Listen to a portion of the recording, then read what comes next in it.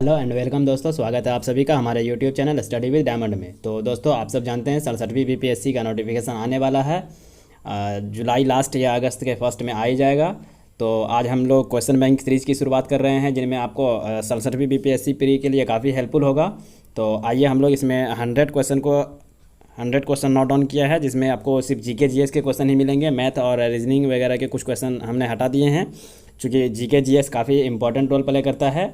तो चलिए शुरुआत करते हैं। आपको इसमें अपना आंसर कमेंट में बताना है कि आप कितने क्वेश्चन का आंसर जानते थे पहले से, या कितने आपको पता था। ठीक है। तो फ्रेंड्स, आपको बता दूं कि यह आपको काफ़ी बिहार दरोगा हो या बिहार पीसीएस हो या किसी भी बिहार के रिलेटेड खास करके एग्ज़ाम में जो काफ़ी इंपॉर्टेंट होगा। ठीक है। तो बिहार सीजीएल भी आपको पता होगा, बिहार सीजीएल का भी बहुत जल्द नोटिफिकेशन आने वाला है। तो आपको बहुत हेल्पफुल होगा। ठीक है। आप इस वीडियो में अंत तक बने रहिए, उसके बाद आप देखिएगा कितने स्कोर आप कर पाते हैं। ठीक है। तो चलिए शुरुआत करते हैं। यह 65वीं पीरी में पूछा हुआ क्वेश्चन है। तो चलिए, इसमें मेरा पहला क्वेश्चन है। आपको क्वेश्चन दिख रहा होगा। क्वेश्चन का आप आंसर कमेंट में भी दे सकते हैं। ठीक है। तो वैसे यह लाइव हो नहीं रहा, तो इसका मतलब कोई कमेंट का तो खैर कोई आंसर बता नहीं है, लेकिन आप फिलहाल यह बताएंगे कि आप इनमें से कितने का आंसर करेक्ट करते हैं। ठीक है। चलिए बताइए। पहला पुस्तक है देशेर पहला क्वेश्चन है, देशेर कथा पुस्तक का नाम है। ठीक है। देशेर कथा पुस्तक है, इसका यह लिखा किसके द्वारा गया था। ठीक है। तो बताइए, आपका ऑप्शन दिया गया है साखाराम, गणेश देवास्कर, राजेंद्र प्रसाद, निवारण चंद्र, मुरली मोहन प्रसाद या एक से अधिक। तो आपको पता है, जैसा कि बीपीएससी में एक ऑप्शन एक्स्ट्रा दिया हुआ रहता है बाकी एग्जामों से, जो कि इनमें से कोई नहीं या इनमें से एक से अधिक है। ठीक है। तो यह ऑप्शन भी आपको रहता है। ठीक है। तो आपको इसमें से करेक्ट आंसर बताना है। इसका करेक्ट आंसर क्या हो जाएगा? अगर हम आपको बताएं तो इसका करेक्ट आंसर हो जाएगा साखाराम गणेश देवास्कर। ठीक है। साखाराम गणेश देवास्कर जो है, यह देशेर कथा जो है पुस्तक, इसके रचनाकार हैं या लेखक हैं। ठीक है। आपको इस पुस्तक के बारे में बताएं तो यह पुस्तक 1904 में प्रकाशित हुई थी। ठीक है। यह बांग्ला भाषा में तब प्रकाशित हुई थी। ठीक है। यह जब 1904 में बांग्ला देशेर कथा लिखी गई थी, तो 1904 में बांग्ला भाषा में लिखा गया था। लेकिन इसमें साखाराम गणेश देवास्कर द्वारा स्वाधीनता की चेतना जागरण विशेषकर इस पुस्तक की रचना थी। ठीक है। लेकिन इस पुस्तक का हिंदी अनुवाद भी किया गया। ठीक है। अगर आपको क्वेश्चन पूछ ले कि इस पुस्तक का हिंदी अनुवाद किस नाम से किया गया है या कब किया गया है, या फिर आपको क्वेश्चन पूछ ले किसके द्वारा किया गया, तो आप इन सब बातों का ध्यान रखेंगे। देखिए, क्वेश्चन से रिलेटेड मैं एक्स्ट्रा फैक्ट हर एक क्वेश्चन में बताऊंगा, क्योंकि क्वेश्चन से रिलेटेड एक्स्ट्रा फैक्ट जरूरी है कि अगर आपको क्वेश्चन यह आया है तो अगले एग्जाम में किसी भी तरह से क्वेश्चन घुमा के पूछ लिया जा सकता है। ठीक है। कई बार तो क्वेश्चन रिपीट भी होता है, तो आप इन्हें ध्यान रखेंगे। ठीक है। देखिए, पहले तो इस देशेर कथा पुस्तक जो था, इसके यह साखाराम गणेश देवास्कर द्वारा लिखा गया। कब लिखा गया? 1904 में। ठीक है। किस भाषा में? तो बांग्ला भाषा में। ठीक है। लेकिन 1908 में, 4 साल बाद इसके 1908 में यह हिंदी भाषा में भी इसका अनुवाद किया गया। ठीक है। हिंदी भाषा में अनुवाद किया। अब बात आती है कि यह अनुवाद किया किसने है, तो यह अनुवाद किया था बाबू राव विष्णु करके। ठीक है। बाबू राव विष्णु द्वारा इसे, देखिए, हिंदी में जब अनुवाद किया था, इसका नाम देशेर कथा ना होकर देश की बात रख दिया गया था। ठीक है। देश की बात नाम से प्रकाशित किया था, देश की बात। ठीक है। तो फ्रेंड्स, अगर यहाँ लिखने में दिक्कत हो रही है हमें, तो आप नोट डाउन करते चलेंगे। ठीक है। आवाज़ क्लियर आ रही होगी। देश की बात नाम से इसे वर्ष 1908 में हिंदी भाषा में बाबूराव विष्णु द्वारा इसे प्रकाशित किया गया था। ठीक है। तो चलिए अब अगले क्वेश्चन की ओर बढ़ते हैं। अगला क्वेश्चन है, बिहार में सर्च लाइट समाचार पत्र के संपादक कौन हैं? चलिए, बहुत ही अच्छा क्वेश्चन है। देखिए, समाचार पत्र से आपको बीपीएससी ही नहीं बल्कि बिहार के किसी भी एग्ज़ाम में आपको समाचार पत्र से 1 से 2 क्वेश्चन डेफिनेटली हर एक एग्ज़ाम में पूछा जाता है। ठीक है। कुछ इंपॉर्टेंट समाचार पत्र और संपादक हैं, जिसे आप देख लेंगे तो हर एक बार रिपीट भी होता है। ठीक है। अब यही देख लीजिए, बिहार में सर्च लाइट समाचार पत्र के संपादक कौन है। आपको क्वेश्चन ऑप्शन दिया गया है, बताइए कौन है? अब्दुल बारी या लंबोदर मुखर्जी, मुरली मोहन प्रसाद, रामानंद चटर्जी, एक से अधिक, या इनमें से कोई नहीं। तो आपको करेक्ट आंसर बताना है, कौन है बिहार में सर्च लाइट समाचार पत्र के संपादक। देखिए, बहुत ही आसान क्वेश्चन है और बहुत ही इंपॉर्टेंट क्वेश्चन भी है। ठीक है। मुरली मोहन प्रसाद इसका करेक्ट आंसर हो जाएगा। मुरली मोहन प्रसाद 1918 में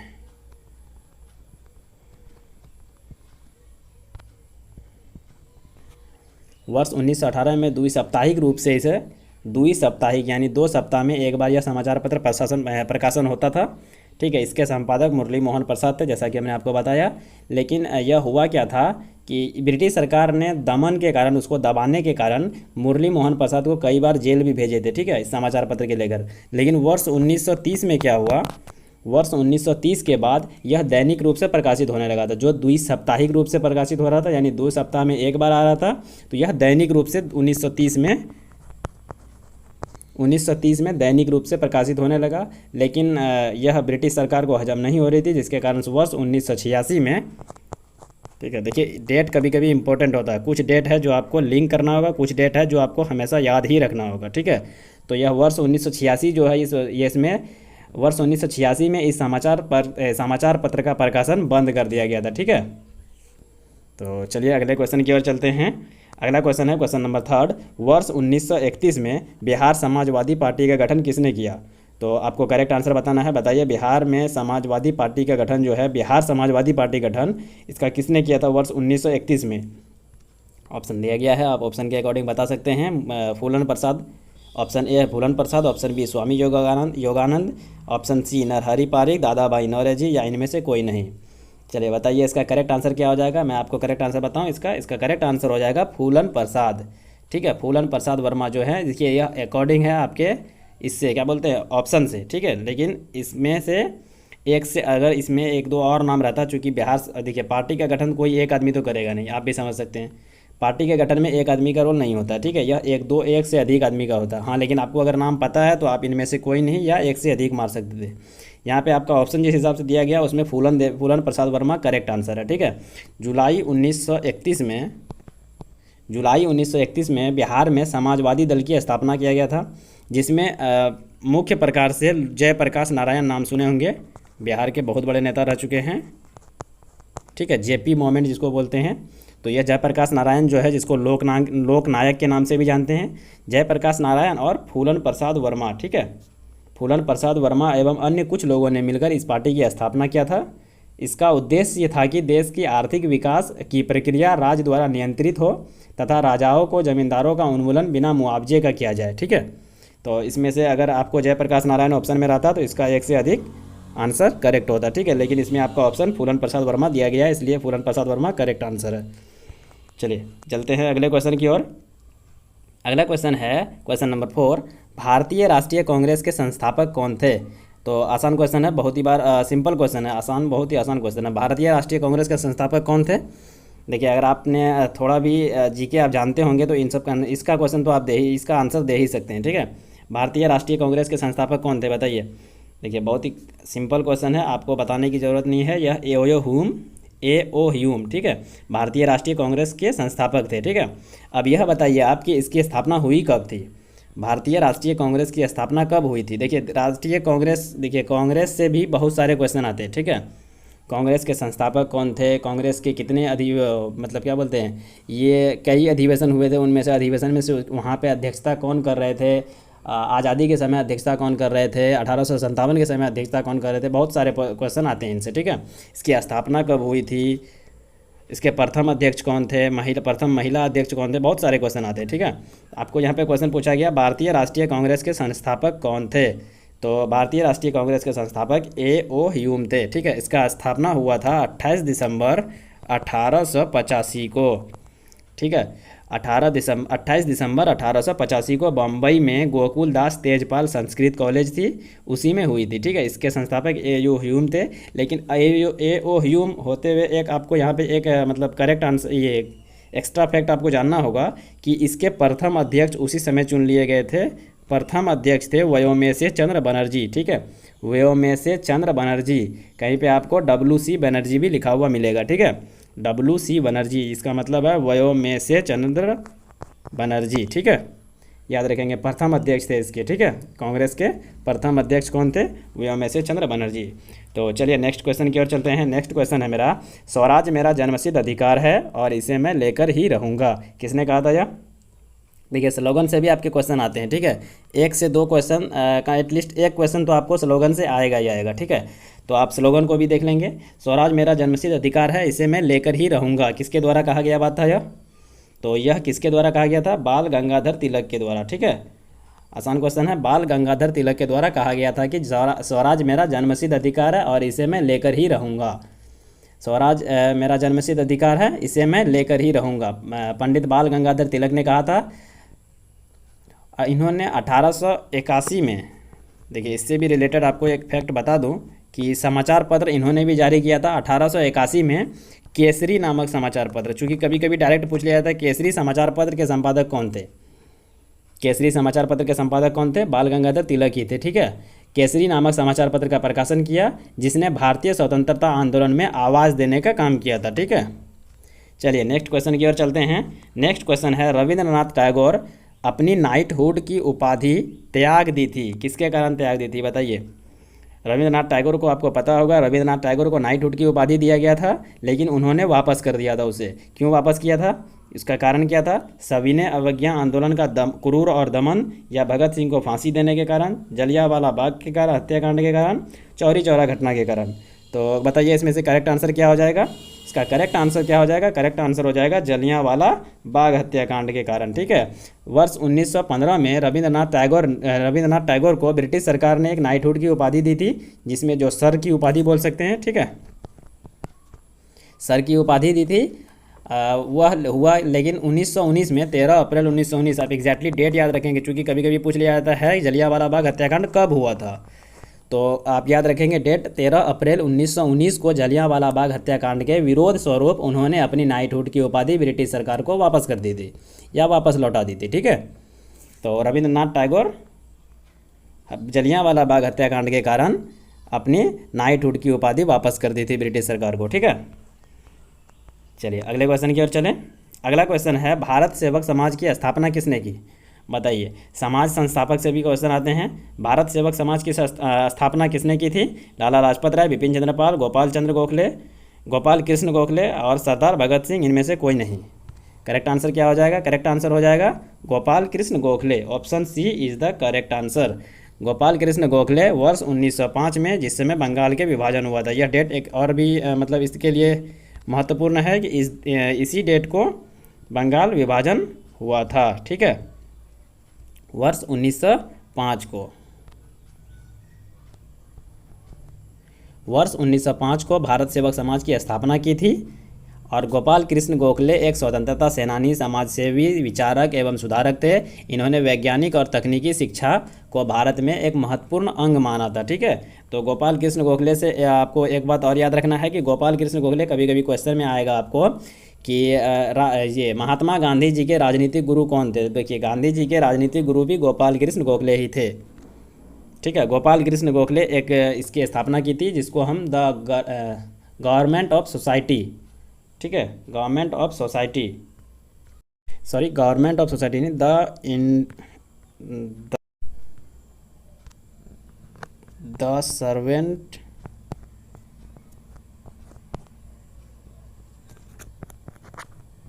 the servant of Indian society, ठीक है। गवर्नमेंट ऑफ सोसाइटी मैंने गलत बोल दिया था।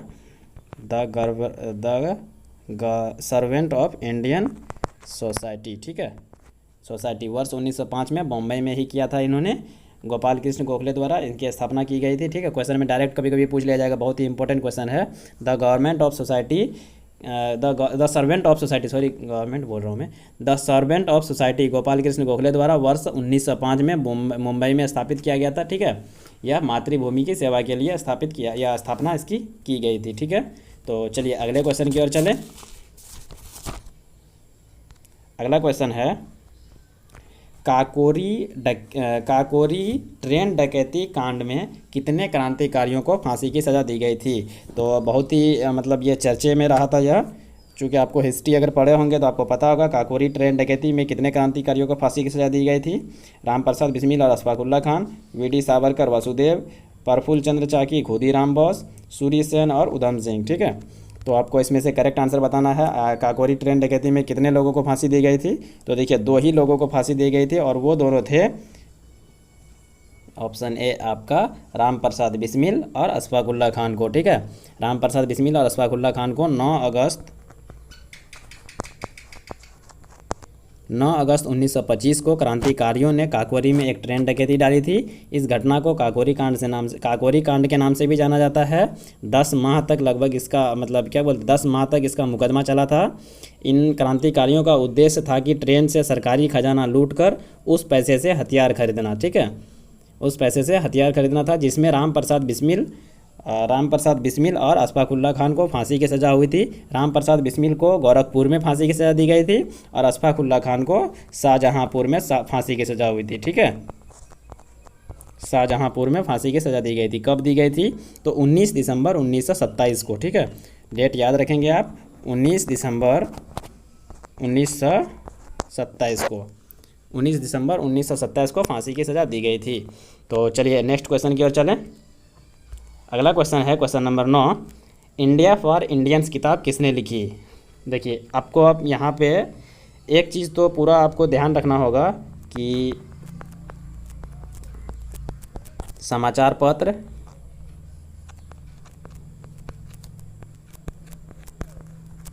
समाज संस्था, किताब और उनके लेखक, बुक बोल सकते हैं, बुक या किताब जो भी हो उसके लेखक, इन सबसे क्वेश्चन आते ही आते हैं, ठीक है। आपको मान के यह चलना है कि इन सबसे क्वेश्चन आते ही आते हैं, मानना क्या, आता ही आता है, ठीक है। तो आप इन सबको जरूर देख लेंगे, ठीक है। देखिए आपको यहाँ पे क्वेश्चन पूछा गया है, इंडिया फॉर इंडियंस जो कि फेमस बुक है किसके द्वारा लिखी गई है बताइए? CR दास, MG Rana, VD Savarkar, SS Banerjee. तो किसके द्वारा लिखा गया है India for Indians? India for Indians CR दास, ठीक है, CR दास के द्वारा लिखा गया यह पुस्तक है India for Indians. India for Indians की रचना जो है वह देशबंधु, इसको हम देशबंधु के नाम से भी जानते हैं, ठीक है, देशबंधु के नाम से जानते हैं। चित्तरंजन दास को बोलते हैं। देखिए CR का मतलब चित्तरंजन दास, ठीक है, चित्तरंजन दास ने की थी। तो मतलब भारतीय राजनीति के यह वकील भी थे, भारतीय राष्ट्रीय आंदोलन के कार्यकर्ता भी थे, ठीक है, और स्वराज पार्टी के संस्थापक थे, जो कि सबसे इम्पोर्टेंट यहाँ पे ये है कि स्वराज पार्टी के संस्थापक थे, ठीक है। अगर आपको डायरेक्ट पूछ ले स्वराज पार्टी के संस्थापक कौन हैं तो CR दास यानी चित्तरंजन दास हैं। चलिए अगले क्वेश्चन की ओर चलते हैं। क्वेश्चन नंबर 10, सत्य शोधक समाज की स्थापना। देखिए फिर समाज से क्वेश्चन आ गया। तो आपको यह देखिए यह मान के चलें कि समाज से 2 से 3 क्वेश्चन आएंगे और बुक से 2 से 3 क्वेश्चन आएंगे ही आएंगे, ठीक है। तो आप इतना जान के चले कि 6 नंबर यानी 3 क्वेश्चन समाज से, 3 क्वेश्चन बुक से और 3 क्वेश्चन इससे समाचार पत्र से, ठीक है, 3 क्वेश्चन समाचार पत्र से, मतलब 9 क्वेश्चन तो पक्का डेफिनेटली 9 से 10 क्वेश्चन तो आप ला ही सकते हैं। 10 नंबर तो आपको ऐसे ही आ गया। अगर आप समाज को देख लेते हैं, बुक को देख लेते हैं या फिर समाचार पत्र को देख लेते हैं। देखिए कुछ ही इंपॉर्टेंट हैं जो आपको अगर एक वीडियो सेपरेट वीडियो ज़रूर कर दूंगा इस पर कि बुक पे भी, और चूँकि मैं भी एक स्टूडेंट हूँ, ठीक ना, तो मुझे भी पढ़ना होता है, तो मैं क्या करूँगा कि एक वीडियो सेपरेट समाज से और एक वीडियो बुक से और एक वीडियो समाचार पत्र पे ज़रूर बनाऊंगा, ठीक है, बहुत जल्द बनाऊंगा इस पे हम एक वीडियो, ठीक है। चलिए अब यहाँ पे आप क्वेश्चन बताइए, सत्य शोधक समाज की स्थापना किसने की थी? तो सत्य शोधक समाज की स्थापना किसने की है? Option A Dayanand Saraswati, option B Jyotiba Govind Rao Phule, Gandhi ji, Bhimrao Ambedkar, इनमें से कोई नहीं। तो बताइए सत्य शोधक समाज की स्थापना किसके द्वारा की गई थी? तो सत्य शोधक समाज की स्थापना ज्योतिबा गोविंद राव फूले द्वारा किया गया था, ठीक है। देखिए सत्य शोधक समाज जो है वर्ष 1875, डेट आपको याद रखना है, ठीक है, डेट आपको याद रखना है। यह डेट एक और चीज़ के लिए इम्पोर्टेंट है, आप बताएंगे किसके लिए? यह आर्य समाज की भी स्थापना जो दयानंद सरस्वती द्वारा किया गया था, आर्य समाज, इन्हें भी आर्य समाज की भी स्थापना वर्ष 1875 में ही हुआ था, ठीक है। तो चलिए आप यहाँ से ज्योतिबा गोविंद राव फूले सत्य शोधक समाज की स्थापना किया था वर्ष 1875 में। चलिए अगले क्वेश्चन की ओर चले। अगला क्वेश्चन है क्वेश्चन नंबर 11, भारतीय राष्ट्रीय कांग्रेस के प्रथम महिला अध्यक्ष। देखिए हमने आपको वहाँ पे क्या बताया था, अध्यक्ष। देखिए कांग्रेस से भी 2 सवाल हो गए, लगातार कांग्रेस से 2 सवाल हो गए और एक ही एग्जाम में 65वीं के एग्जाम में कांग्रेस से 2 क्वेश्चन आ चुके हैं। भारतीय राष्ट्रीय कांग्रेस के प्रथम महिला अध्यक्ष कौन थी? कस्तूरबा गांधी, एनी बेसेंट, सरोजिनी नायडू, भक्ति लक्ष्मी देसाई। करेक्ट आंसर क्या हो जाएगा? करेक्ट आंसर हो जाएगा एनी बेसेंट, ठीक है, एनी बेसेंट करेक्ट आंसर हो जाएगा। देखिए आपको प्रथम महिला अध्यक्ष पूछा गया है, ठीक है। अगर आपको सिर्फ प्रथम महिला अध्यक्ष, प्रथम अध्यक्ष पूछा जाता तो हमने अभी जैसे आपको बताया व्योमेश चंद्र बनर्जी व्योमेश चंद्र बनर्जी, ठीक है। और लेकिन इसमें एक और क्वेश्चन आप जानेंगे कि प्रथम महिला अध्यक्ष ही ना बोल के प्रथम भारतीय महिला अध्यक्ष आपको अगर पूछ लिया जाए, ठीक है, प्रथम भारतीय महिला अध्यक्ष, देखिए प्रथम महिला अध्यक्ष कोई और है, प्रथम महिला अध्यक्ष एनी बेसेंट जी हैं, लेकिन प्रथम भारतीय महिला अध्यक्ष जो भारतीय मूल की थी वह थी सरोजिनी नायडू, ठीक है, जो कि आपको ऑप्शन सी में दिया हुआ है, सरोजिनी नायडू, ठीक है। सरोजिनी नायडू कौन थी? तो वह भारत की प्रथम भारतीय महिला अध्यक्ष थी, ठीक है। तो चलिए यहाँ तक क्लियर है। देखिए आपको एक्स्ट्रा और बता दें कि श्रीमती एनी बेसेंट जो है वह 1917 में भारतीय राष्ट्रीय कांग्रेस की अध्यक्ष बनी थी, ठीक है, जो भारतीय राष्ट्रीय कांग्रेस की प्रथम अध्यक्षता भी थी, प्रथम अध्यक्ष थी भारतीय महिला में। उन्होंने भारतीय स्वतंत्रता आंदोलन का समर्थन तथा भारत में होम रूल लीग की स्थापना भी की थी। वर्ष 1916 में, देखिए 1917 में इन्होंने एनी बेसेंट भारतीय राष्ट्रीय कांग्रेस के अध्यक्ष बने, लेकिन 1916 में उन्होंने मदन मोहन मालवीय के साथ मिलकर, आपको नाम पता होगा, मदन मोहन मालवीय के साथ मिलकर BHU, आप जानते होंगे बहुत ही फेमस यूनिवर्सिटी है BHU, बनारस हिंदू यूनिवर्सिटी की विश्वविद्यालय की स्थापना की थी, समझ गए। चलिए अगले क्वेश्चन की ओर चलें। कब की थी? 1916 में, याद रखेंगे। चलिए अगले क्वेश्चन की ओर चलते हैं। अगला क्वेश्चन है व्यक्तिगत सत्याग्रह आंदोलन की या के प्रथम सत्याग्रही कौन थी या थे? बताइए, व्यक्तिगत सत्याग्रह आंदोलन जो हुआ था इनके प्रथम सत्याग्रही कौन थे? सत्याग्रह से भी क्वेश्चन आता है। सरोजिनी नायडू थी, C गोपालाचारी या फिर विनोबा भावे, सुभाष चंद्र बोस, कौन थे? करेक्ट आंसर बताइए क्या होगा। तो इसका करेक्ट आंसर हो जाएगा व्यक्तिगत सत्याग्रह आंदोलन के राष्ट्रपिता महात्मा गांधी द्वारा वर्ष 1940 में प्रारंभ किया गया था। इसके सत्याग्रही किसी स्थान पर भाषण देकर अपनी गिरफ्तारी देता था। इसको 11 अक्टूबर 1940 को गांधी जी ने व्यक्तिगत सत्याग्रह के प्रथम सत्याग्रही विनोबा भावे को चुना था, ठीक है, विनोबा भावे को चुना था। ब्रिटिश सरकार द्वारा 21 अक्टूबर को, 11 दिन बाद 21 अक्टूबर 1940 को उन्हें गिरफ्तार कर लिया गया। और द्वितीय सत्याग्रही कौन थे? बताइए, द्वितीय सत्याग्रही कौन थे? तो द्वितीय सत्याग्रही जवाहरलाल नेहरू थे, ठीक है। द्वितीय सत्याग्रही कौन थे? तो पंडित जवाहरलाल नेहरू थे। चलिए अगले क्वेश्चन की ओर चलते हैं। अगला क्वेश्चन है क्वेश्चन नंबर 13। लंदन में इंडिया हाउस के संस्थापक कौन थे? सॉरी, बताइए कौन है तो नहीं, कौन थे? लंदन में इंडिया हाउस के संस्थापक कौन थे?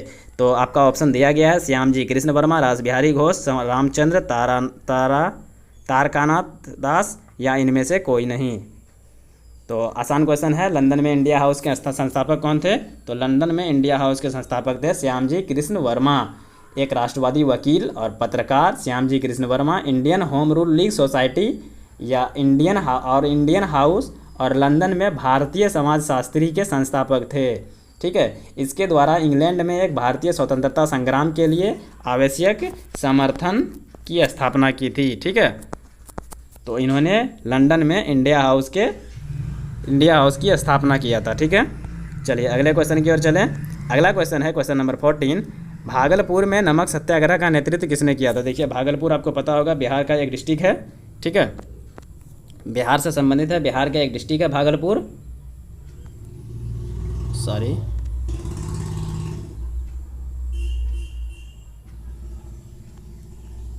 भागलपुर बिहार से संबंधित है, आपको पता होगा, या बिहार स्पेशल से भी कुछ क्वेश्चन 10 से 15 क्वेश्चन आते हैं हर एक साल। तो बिहार स्पेशल के क्वेश्चन है ये। भागलपुर में जो नमक सत्याग्रह हुआ था इसका नेतृत्वकर्ता या कौन थे? तो इसका नेतृत्वकर्ता थे महादेव लाल सराफ, ठीक है, महादेव लाल सराफ। कब हुआ था यह? तो भागलपुर में महादेव लाल सराफ महत्वपूर्ण स्वतंत्रता सेनानियों में से एक थे। वर्ष 1930 में, कब? वर्ष 1930 में भागलपुर में नमक सत्याग्रह का संचालित किया गया था। ये गांधी जी के विचारों के अत्यधिक प्रवाहित हुए थे, ठीक है, गांधी जी के विचारों से यह अत्यधिक प्रभावित हुए थे, जिसके कारण यह भागलपुर में नमक सत्याग्रह का नेतृत्व किया था, ठीक है। तो चलिए अगला क्वेश्चन की ओर चलते हैं। नेक्स्ट है वर्ष 1939 में ठीक है। वर्ष 1939 में अंबारी सत्याग्रह, देखिए यह भी सत्याग्रह है, अंबारी सत्याग्रह का नेतृत्व किसने किया था? तो वर्ष 1939 में अंबारी सत्याग्रह का नेतृत्व राहुल संकीर्तन, यदुनंदन शर्मा, स्वामी सहजानंद, स्वामी योगानंद किसके द्वारा किया गया था? वर्ष 1940 में अंबारी सत्याग्रह का नेतृत्व, तो वर्ष 1939 में वर्ष 1939 में बिहार में अंबारी सत्याग्रह का नेतृत्व राहुल संकीर्तन द्वारा किया गया था। ठीक है। इस सत्याग्रह के दौरान राहुल संकीर्तन को एक झूठे मामले में फंसाकर जेल भेजा गया तथा उन्हें 6 महीने की सज़ा भी हुई थी। ठीक है, 6 महीने की सज़ा भी हुई थी। तो चलिए आगे अगला क्वेश्चन की ओर चलते हैं। क्वेश्चन नंबर 16 है, हड्डियों की पढ़ाई विज्ञान के किस शाखा के अंतर्गत होती है? ऑप्शन दिया गया आपका जियोलॉजी, सेरोलॉजी, ऑरोलॉजी, ऑस्टियोलॉजी। बताइए हड्डियों की जो पढ़ाई है वह साइंस के मतलब विज्ञान के किस शाखा के अंतर्गत आता है? तो यह आता है ऑस्टियोलॉजी। ऑप्शन डी इसका सही हो जाएगा। ठीक है, ऑस्टियोलॉजी का संबंध हड्डियों की पढ़ाई से है। आप जानते हैं पृथ्वी से संबंधित अध्ययन को जियोलॉजी कहते हैं। पृथ्वी से संबंधित अध्ययन को जो क्या कहते हैं? जियोलॉजी कहते हैं। ठीक है, और रक्त में एंटीबॉडी और एंटीजन के अध्ययन को सोरोलॉजी कहते हैं। ठीक है, रक्त में खून में जो एंटीबॉडी और एंटीजन के अध्ययन को सेरोलॉजी कहते हैं। और पर्वतों के अध्ययन को, ठीक है, पर्वतों के अध्ययन को क्या कहते हैं? एरोलॉजी कहते हैं। ठीक है, तो चलिए अगले क्वेश्चन की ओर चलते हैं। नेक्स्ट है क्वेश्चन नंबर 17, निम्नलिखित में से किसकी कोशिकाओं में एंजाइम नहीं होता है? बताइए किसकी कोशिकाओं में एंजाइम नहीं होता है? तो आपका ऑप्शन दिया गया है किसकी कोशिकाओं में एंजाइम नहीं होता है, तो यह है लाइकेन के कोशिकाओं में एंजाइम, लाइकेन नहीं, विषाणु हो जाएगा। ठीक है, विषाणु, वायरस के कोशिका में जो है वह एंजाइम नहीं होता है। ठीक है, लाइकेन जो है वह जीवाणु और शैवाल के कोशिका भित्ति में होती है, परंतु विषाणु जो है, ठीक है, विषाणु कोशिका भित्ति का अभाव होता है। इसमें एक प्रोटीन कीट होता है जो कोशिका के भित्ति की तरह काम करता है, अतः विषाणु की कोशिका भित्ति में एंजाइम नहीं होता है। ठीक है, कोशिका की भित्ति में एंजाइम नहीं होता है, विषाणु उसका करेक्ट आंसर हो जाएगा। ठीक है, चलिए अगले क्वेश्चन की ओर चलते हैं। अगला नेक्स्ट है, मनुष्य शरीर के किस अंग में लिम्फोसाइट का निर्माण होता है? बताइए मनुष्य के शरीर के किस अंग में लिम्फोसाइट का निर्माण होता है? तो वह शरीर का वह अंग है अस्थि मज्जा इसका करेक्ट आंसर हो जाएगा। लिम्फोसाइट श्वेत रुधिर कणिकाएं होती है जो शरीर की प्रतिरक्षा तंत्र को मजबूत करती है। ठीक है, इसका निर्माण अस्थि मज्जा के स्टेम सेल में, ठीक है, स्टेम सेल में होता है। कब होता है? इसका स्टेम सेल में होता है। ठीक है, तो चलिए अगले क्वेश्चन की ओर चलें। अगला है, निम्नलिखित में से किस हार्मोन में आयोडीन मिला होता है? बताइए निम्नलिखित में से किस हार्मोन में आयोडीन मिला होता है? टेस्टोस्टेरोन, एनिड्रिलिन, थायरोक्सिन, इंसुलिन, किसमें हार्मोन मिला होता है? तो ऑप्शन में मिला होता है थायरोक्सिन, इसका करेक्ट आंसर हो जाएगा। ऑप्शन सी सही हो जाएगा। ठीक है, थायरोक्सिन हार्मोन में आयोडीन होता है। आयोडीन थायराइड ग्रंथि को अच्छी तरह से कार्य करने में सहायता करता है। आप जानते हैं इस हार्मोन की सहायता से हमारा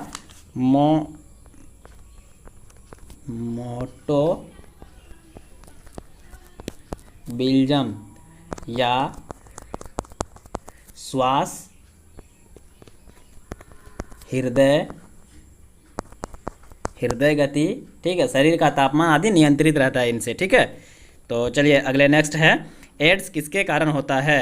देखिए इंपॉर्टेंट क्वेश्चन है और इसमें से एक आप बताइए क्वेश्चन कि एड्स दिवस कब मनाया जाता है? ठीक है, विश्व एड्स दिवस कब मनाया जाता है? कमेंट में आंसर बताइएगा। ठीक है, चलिए एड्स किसके कारण होता है बताइए? हेलीमिंथ के कारण, हेलमिंथ के कारण, बैक्टीरिया के कारण, कवक फंगस के कारण और विषाणु वायरस के कारण। तो एड्स किसके कारण होता है? देखिए एड्स जिसका फुल फॉर्म होता है एक्यूराइड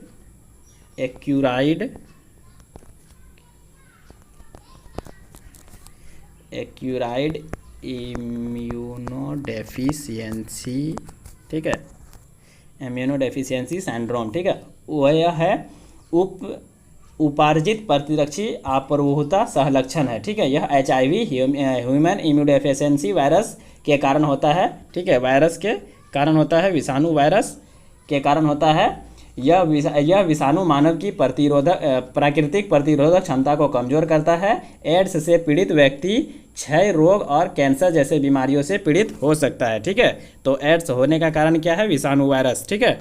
तो चलिए अगला क्वेश्चन की ओर चलते हैं। क्वेश्चन है फिजिक्स का, दाब का मात्रक है। आसान क्वेश्चन है, देखिए बहुत ही सिंपल क्वेश्चन है। दाब किसका मात्रक है बताइए? किलोग्राम वर्ग सेंटीमीटर या kilogram centimetre, kilogram millimetre, kilogram घन सेंटीमीटर? आसान क्वेश्चन है, बता सकते हैं इसका आंसर। इसका आंसर हो जाएगा वैसे इनमें से कोई नहीं, ठीक है। देखिए अगर आप ध्यान से देखे होंगे तो इनमें से कोई नहीं इसका करेक्ट आंसर हो जाएगा, ठीक है। इसकी इकाई होती क्या है फिर? न्यूटन मीटर स्क्वायर, ठीक है, न्यूटन मीटर स्क्वायर होता है इसका, ठीक है। एसआई मात्रक की बात करें तो एसआई मात्रक पास्कल होता है, ठीक है। तो चलिए दाब किसको बोलते हैं? किसी सतह के इकाई क्षेत्रफल पर लगने वाले अभिलंब बल को दाब कहते हैं, ठीक है। चलिए अगले क्वेश्चन की ओर चलें। अगला है सूर्य का प्रकाश पृथ्वी पर पहुंचता है। देखिए आसान क्वेश्चन है, बहुत ही आसान क्वेश्चन है। बताइए सूर्य का प्रकाश, आपको यकीन नहीं होगा, बहुत ही आसान क्वेश्चन। कोई क्वेश्चन तो बहुत ही आसान है जो पता भी नहीं चलता कि यह BPSC लेवल का क्वेश्चन है, ठीक है। तो लेकिन आप सब जानते हैं प्री का नंबर तो एग्जाम में जुड़ता नहीं है, ठीक है, यह सिर्फ पास करना होता है। तो उसमें भी स्टैटिक्स जीके काफ़ी रहता है इसमें, तो बहुत सारे क्वेश्चन आसान दिए जाते हैं, ऐसी कोई बात नहीं है, ठीक है। तो बताइए सूर्य का प्रकाश पृथ्वी पर पहुंचता है कब? देखिए आप ये भी भूल में ना रहें कि बहुत ही आसान क्वेश्चन पूछा जाता है, ठीक है। अगर बहुत ही आसान क्वेश्चन पूछा जाता तो हर साल लाखों बच्चे क्वालिफाई करते प्री, लेकिन कई सारे स्टूडेंट का यह होता है कि प्री भी क्वालिफाई नहीं होता है, ठीक है। 3 टर्म 4 टर्म हो गया लेकिन प्री भी क्वालिफाई नहीं होता, तो आप यह भी भूल मत करें। हाँ लेकिन है कुछ क्वेश्चन आसान रहता है, लेकिन कुछ क्वेश्चन टफ भी होता है, ठीक है। तो खैर पढ़ने वाले पे डिपेंड करता है। आप बताएंगे सूर्य की प्रकाश पृथ्वी पर पहुंचता है कितने मिनट में? 1-2 क्वेश्चन से आप जज नहीं कर सकते कि क्वेश्चन आसान है भारी है, ठीक है।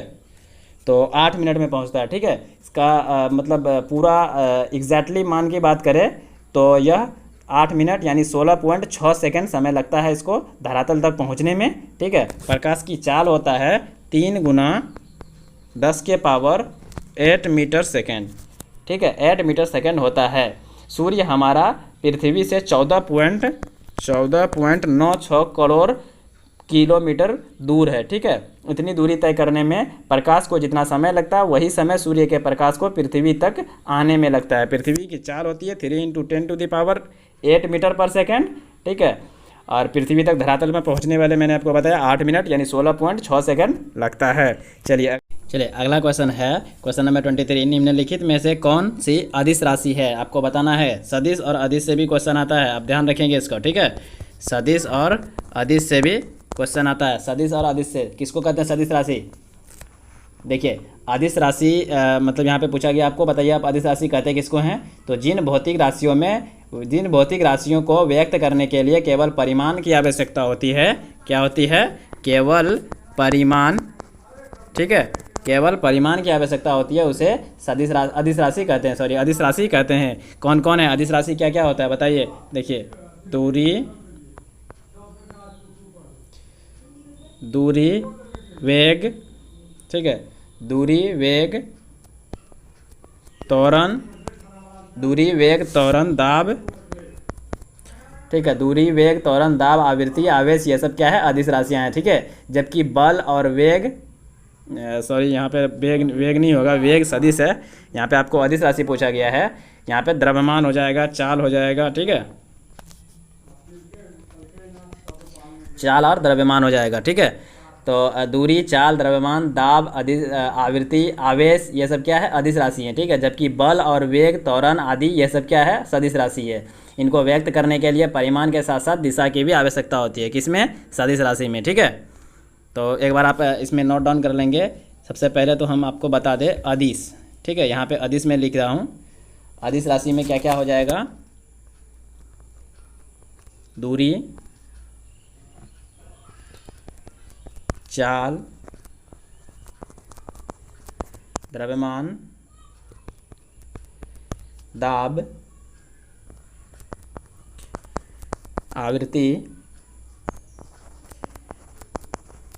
आवेश। ठीक है, ये सब क्या है, अदिश राशि है। ठीक है, आप स्क्रीनशॉट चाहे तो ले सकते हैं या आप नोट डाउन करते चलेंगे। ठीक है, अब हम बताते हैं आपको सदिश राशि। ठीक है, देखिए कुछ ही बता रहे हैं हम, सब नहीं बता रहे हैं, कुछ ही बता रहे हैं जो आपको ऑप्शन में ज़्यादातर मिलते हैं। ठीक है, बल, वेग,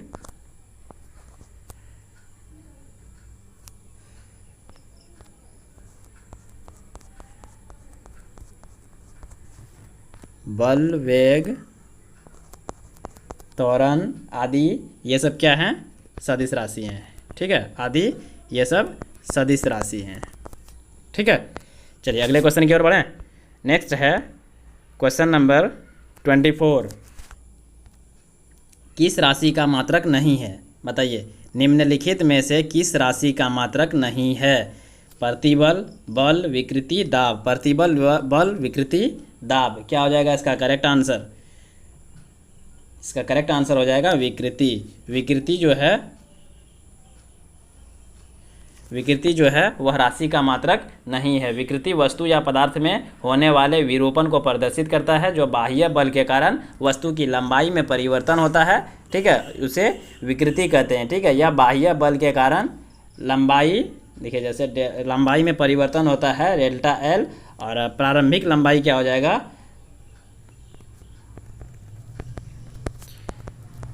प्रारंभिक लंबाई कैपिटल एल, और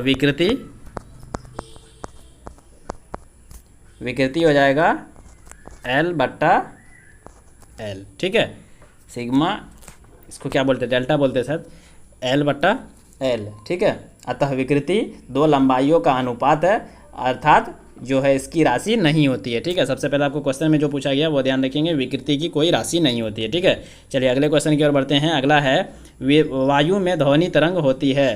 तो वायु में क्या होती है ध्वनि तरंग? तिरछी, अनुदैर्घ्य, विद्युत चुंबकीय, ध्रुवीकरण या ध्रुवीकृत। अनुदैर्घ्य सही हो जाएगा इसका करेक्ट आंसर। ध्वनि तरंगे यांत्रिक तरंग है। ध्वनि एक प्रकार की ऊर्जा है। सामान्यतः वायु के माध्यम से अनुदैर्घ्य तरंग ध्वनि तरंग कहलाती है। ध्वनि की चाल उस माध्यम के गुणों पर निर्भर करती है जिससे होकर यह गुजरती है। ठीक है, यह माध्यम के तापमान पर निर्भर करती है। किस पर? तापमान पर निर्भर करती है। यदि माध्यम ताप में वृद्धि हो तो ध्वनि के चाल में भी वृद्धि होती है। ठीक है, ध्वनि के चाल में भी वृद्धि होती है। चलिए अगले बढ़ते हैं क्वेश्चन नंबर 26 की ओर। 50 डिग्री सेल्सियस, 50 डिग्री सेल्सियस का मान फ़ारेनहाइट में क्या होगा?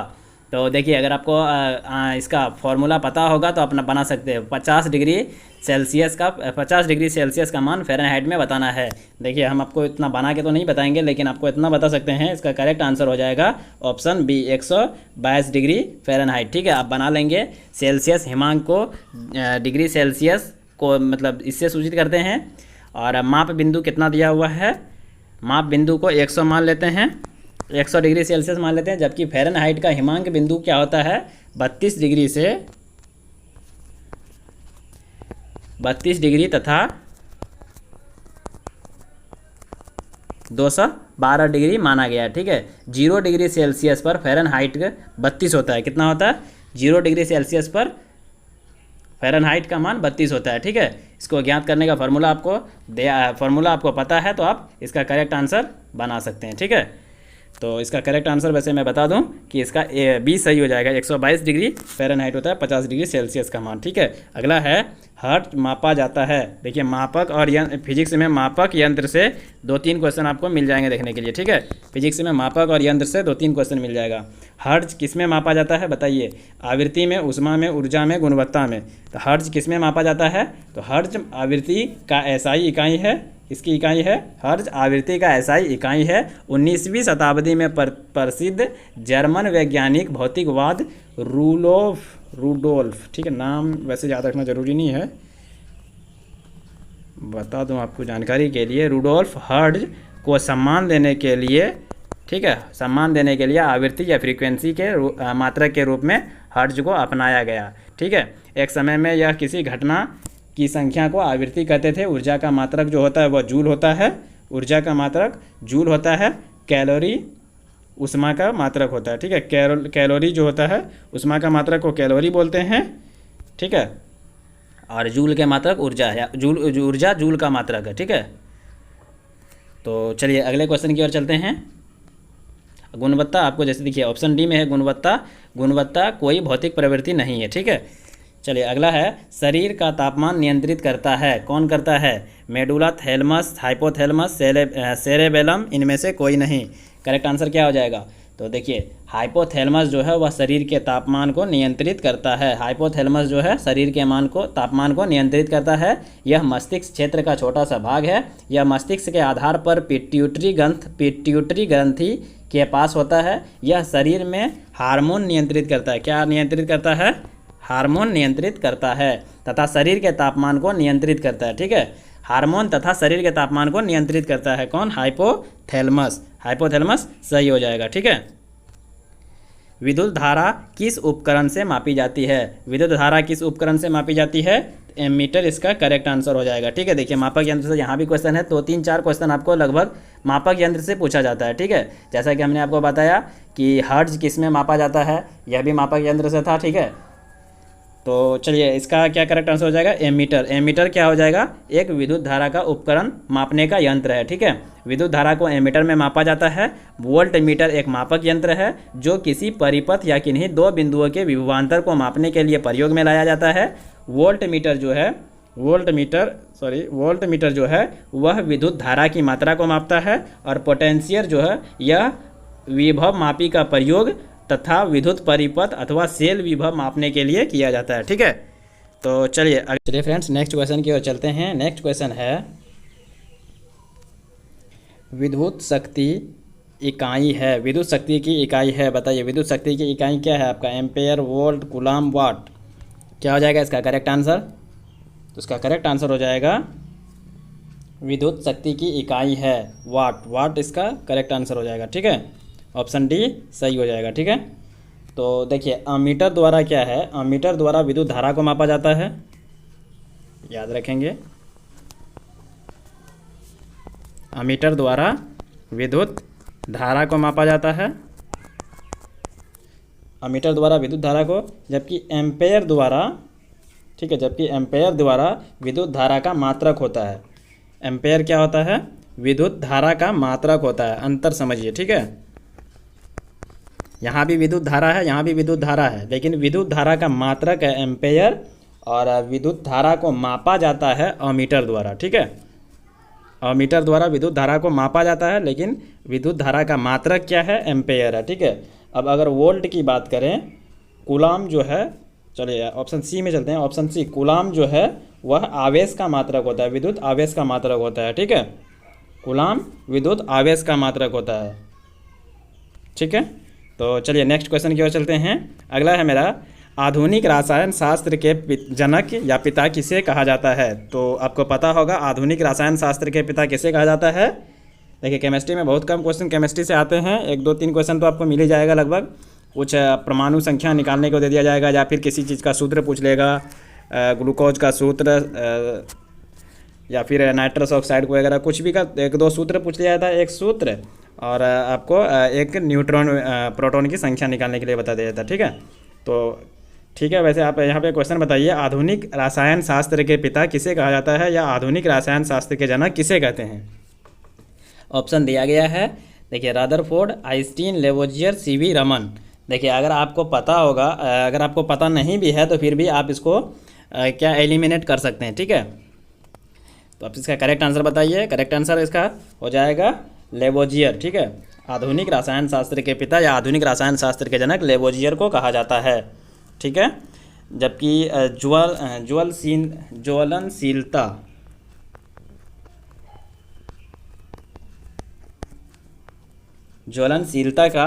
ज्वलनशीलता में ऑक्सीजन की भूमिका की खोज के लिए ये विशेष रूप से प्रख्यात थे।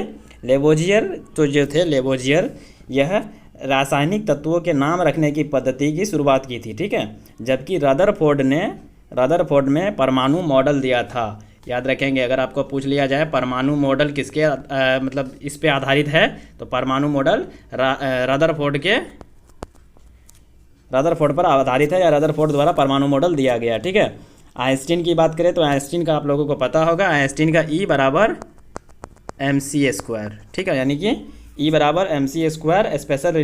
स्पेशल रिलेटिविटी सिद्धांत दिया था इन्होंने। जबकि रमन ने क्या, सीवी रमन जो है यह प्रकाश के परिकर्णन के खोज के लिए प्रख्यात है या मशहूर है। प्रकाश के परिकर्णन का खोज किसने किया था? सीवी रमन ने, ठीक है।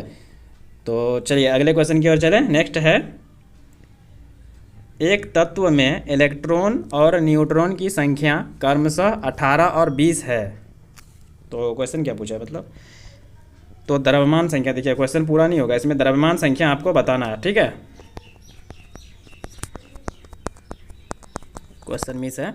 एक तत्व में इलेक्ट्रॉन की संख्या और न्यूट्रॉन की संख्या, देखिए पहले इलेक्ट्रॉन कहा गया तो इलेक्ट्रॉन पहले हो जाएगा 18, उसके बाद न्यूट्रॉन कहा गया तो न्यूट्रॉन हो जाएगा 20। इलेक्ट्रॉन और न्यूट्रॉन पता है आपको, तो द्रव्यमान संख्या निकाल सकते हैं। देखिए द्रव्यमान संख्या का फॉर्मूला क्या होता है, आसान है। द्रव्यमान संख्या का फॉर्मूला होगा, द्रव्यमान संख्या का फॉर्मूला होगा, द्रव्यमान संख्या को ए से हम सूचित कर सकते हैं, ठीक है। इसका हो जाएगा प्रोटॉन की संख्या, प्रोटॉन की संख्या प्लस न्यूट्रॉन की संख्या, ठीक है। न्यूट्रॉन की संख्या, प्रोटॉन कितना दिया हुआ 18 और न्यूट्रॉन दिया हुआ 20, तो दोनों को जोड़ के कितना हो जाएगा 38। 38 क्या हो जाएगा, द्रव्यमान संख्या हो जाएगा, ठीक है। द्रव्यमान संख्या कितना हो जाएगा 38 हो जाएगा।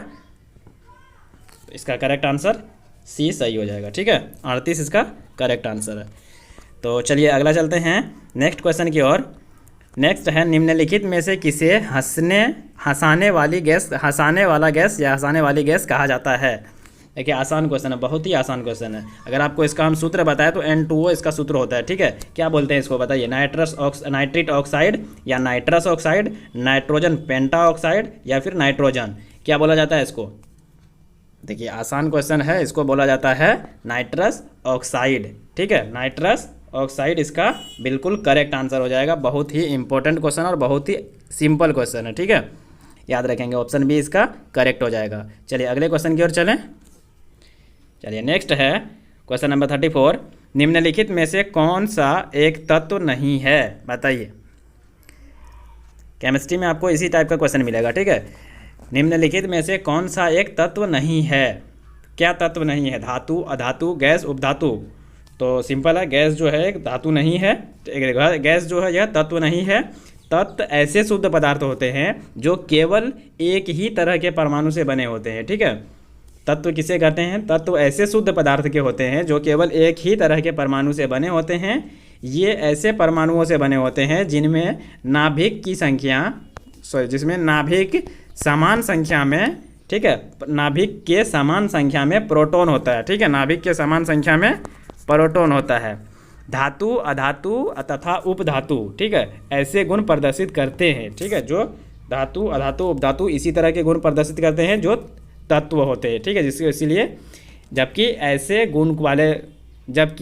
गैस ऐसे गुण वाले प्रस्तुत नहीं करते हैं जिसके कारण से यह तत्व नहीं होता है, ठीक है, तत्व नहीं है यह। बाकी धातु, अधातु और उपधातु जो है यह इस तरह के गुण को प्रदर्शित करता है जिसके कारण से यह तत्व है, ठीक है। अगले क्वेश्चन की ओर चले। नेक्स्ट है, पानी का पीएच मान होता है, बताइए। देखिए पीएच मान से भी आपको एक क्वेश्चन देखने को पक्का मिलेगा, ठीक है, और आसान है। पानी का, नमक का, ब्लड का, इन दो चार जो है इसको आप याद रख लेंगे तो होगा क्या। देखिए ये 10th लेवल का क्वेश्चन है और बहुत ही आसान क्वेश्चन है, ठीक है। मैट्रिक में मेरे ख्याल से ये पीएच मान वाला जो ये है मैट्रिक के क्वेश्चन में भी पूछा जाता है बिहार बोर्ड के। तो देखिए पानी का पीएच मान कितना होता है, आप पानी का, नमक का, ब्लड का, इन लोगों का याद रख लेंगे, जिसके कारण आपको होगा क्या कि बार बार रिपीटेड क्वेश्चन देखने को मिलेगा तो आपको आसान हो जाएगा, ठीक है। तो चलिए पानी का पीएच मान होता है कितना है, देखिए पानी का पीएच मान कितना होता है 7 होता है। बहुत ही आसान था, आई होप आपको पता होगा पहले से। देखिए पीएच मान से अगर आपको एक्स्ट्रा फैक्ट बताऊं तो पीएच मान का विलयन, पीएच मान किसी विलयन की अम्लीयता तथा क्षारता को मापता है। देखिए अम्ल किसको कहते हैं, क्षार किसको कहते हैं, तो अम्ल, क्षार, ठीक है।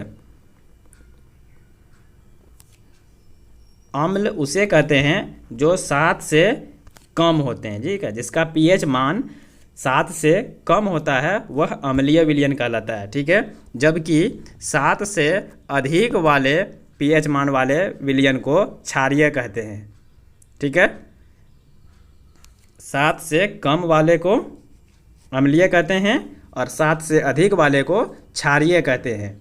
पता होगा, शुद्ध जल का मान 7 है। तो अब बताइए यह अम्लीय आएगा या क्षारीय आएगा?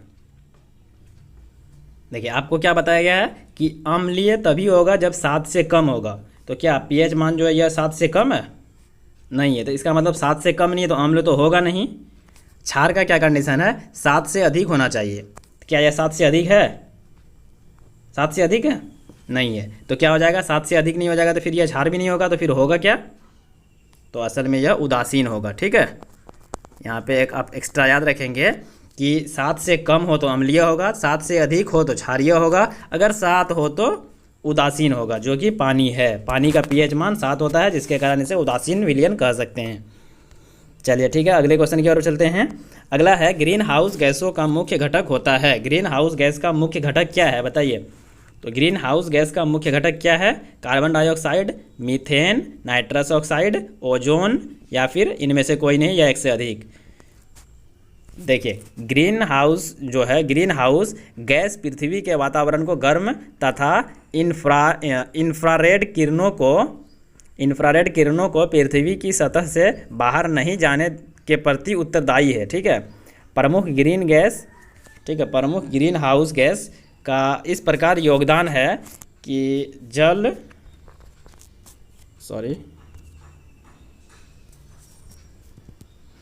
कि अगर आपको हम यहाँ पे वैसे इसका करेक्ट आंसर देखेंगे तो इनमें से कोई नहीं हो जाएगा। ठीक है, इसका करेक्ट आंसर हो जाएगा इनमें से कोई नहीं, क्योंकि ग्रीन हाउस गैस का मुख्य घटक होता है जल वाष्प। ठीक है, जिसको हम H2O बोल सकते हैं। सूत्र होता है कार्बन डाइऑक्साइड CO2 होता है, CO2 होता है। Methane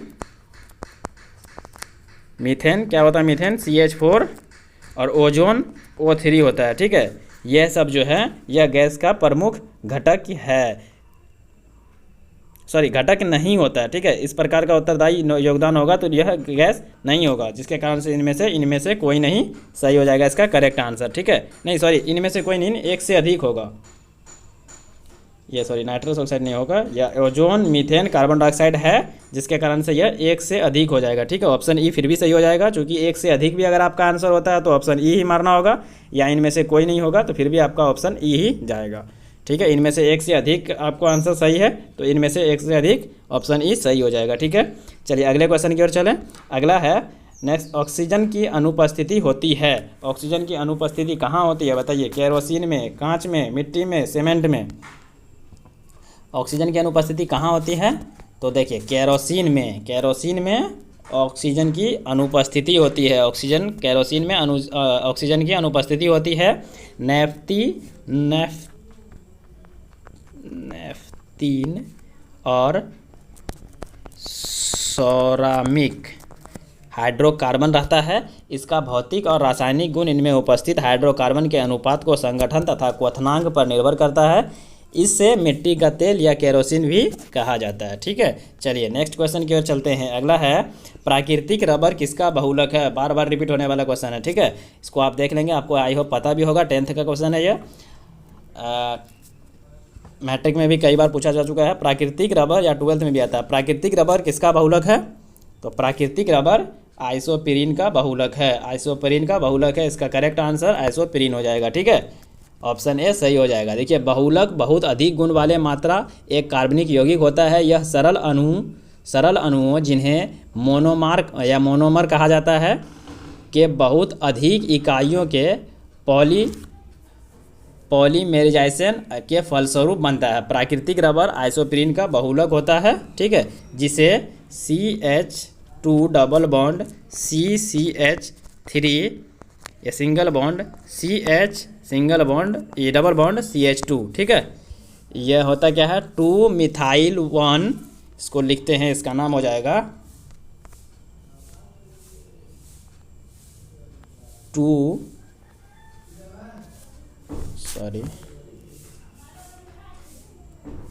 2 methyl 1,3 butanal. ठीक है, ब्यूटेनल भी कहते हैं। प्राकृतिक रबर को रबर के पौधे से लैक्टस रूप में प्राप्त किया जाता है। किस रूप में? लैक्टस के रूप में प्राप्त किया जाता है। तो चलिए अगला क्वेश्चन है, अगले क्वेश्चन की ओर चलते हैं। अगला क्वेश्चन है ग्लूकोज का सूत्र है। ग्लूकोज का क्या सूत्र हो जाएगा?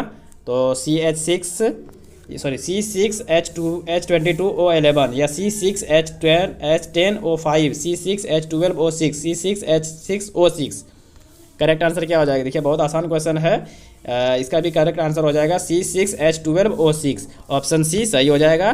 ग्लूकोज एक सरल शर्करा श्रेणी का एक कार्बोहाइड्रेट है जिसका रासायनिक सूत्र C6H12 या O6, C6H12O6 यह एक मोनोसेकेराइड है जिसमें CHO ग्रुप का अणु भी होता है। इसी कारण इसे अल्डोहेक्सोज, ठीक है, अल्डोहेक्सोज लिख दें हम आपको, अल्डोहेक्सोज भी कहते हैं, ठीक है, अल्डोहेक्सोज भी कहते हैं। तो चलिए ठीक है, इसका करेक्ट आंसर क्या हो जाएगा? ऑप्शन सी सही हो जाएगा। ठीक है, चलिए अगले क्वेश्चन की ओर चलें। अगला है CO समूह में, ठीक है, CO समूह का CO समूह का आबंध क्रम क्या हो जाएगा? बताइए। CO समूह का आबंध क्रम 3 होगा। ठीक है, ऑप्शन डी सही हो जाएगा। CO समूह का आबंध क्रम 3 हो जाएगा। ठीक है, क्योंकि इस आबंध की आकृति इस तरह की होती है।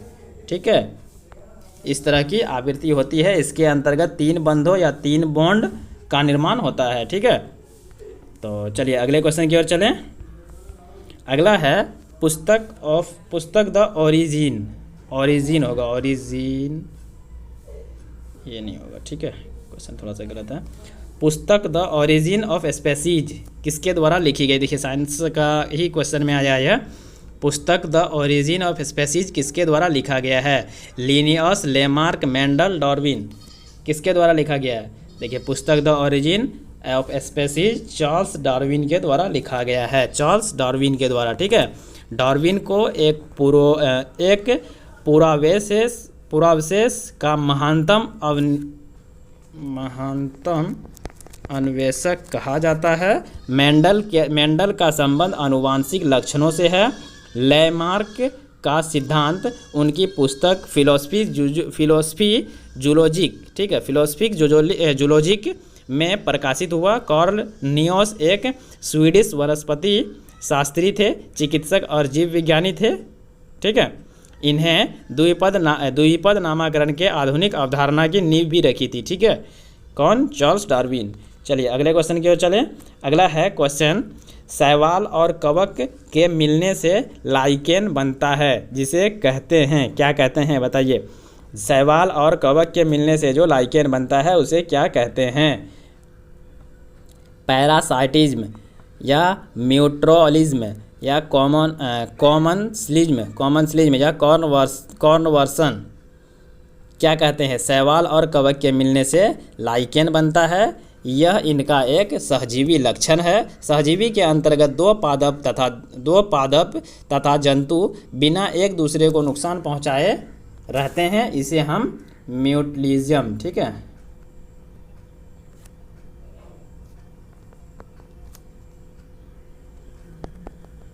म्यूटलिज्म कहते हैं या कहा जाता है। करेक्ट आंसर इसका ऑप्शन बी सही हो जाएगा। ठीक है, चलिए अगले क्वेश्चन की ओर चलते हैं। अगला है, जहाँ जीव रहता है उस सटीक जगह को क्या कहते हैं?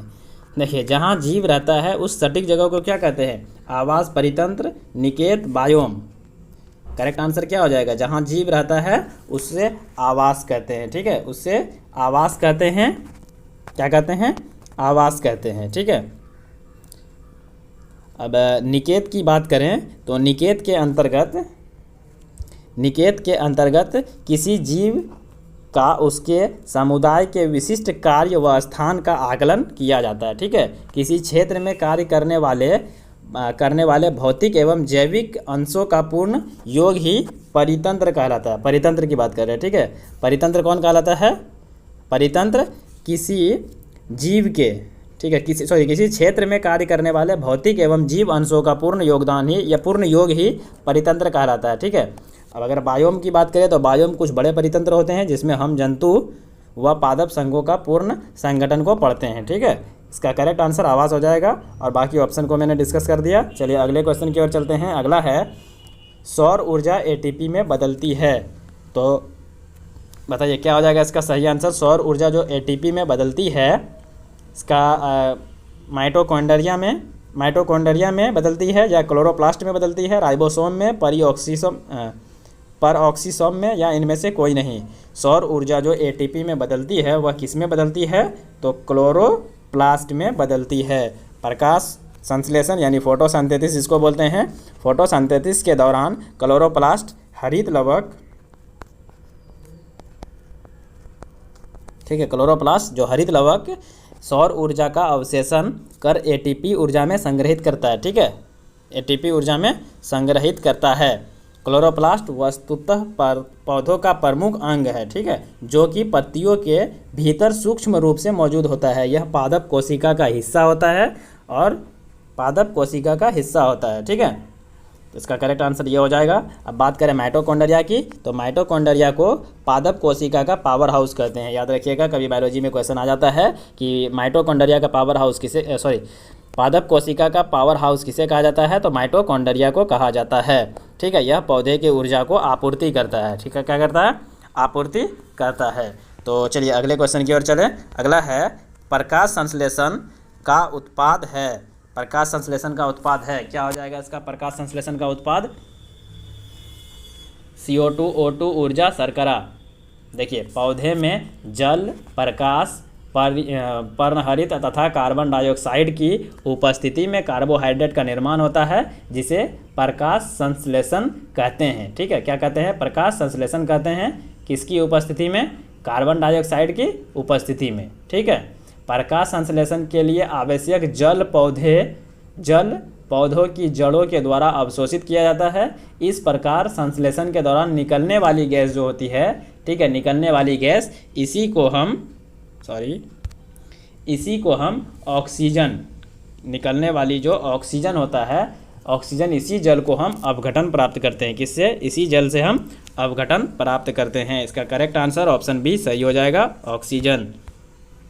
चलिए अगला है, देखिए बहुत ही सिंपल और बहुत ही सिंपल तो नहीं, क्वेश्चन आसान है, बिहार स्पेशल से है। बिहार दिवस का महत्व है। बिहार दिवस का क्या महत्व है जो हर वर्ष 22 मार्च को मनाया जाता है, यह किस लिए मनाया जाता है। इस दिन बिहार राज्य का पुनर्गठन आयोग का निर्माण किया गया था, या बिहार को 1873 ईस्वी में इसी दिन संयुक्त रूप से बाहर किया गया था। वर्ष 1912 में बंगाल प्रेसिडेंसी से अलग करके बिहार को अलग होने को बिहार याद करने के लिए, या 12वीं शताब्दी में मुस्लिम शासकों द्वारा बिहार का नामकरण पर जश्न मनाने के लिए, या इनमें से कोई नहीं है, उपरोक्त में से अधिक।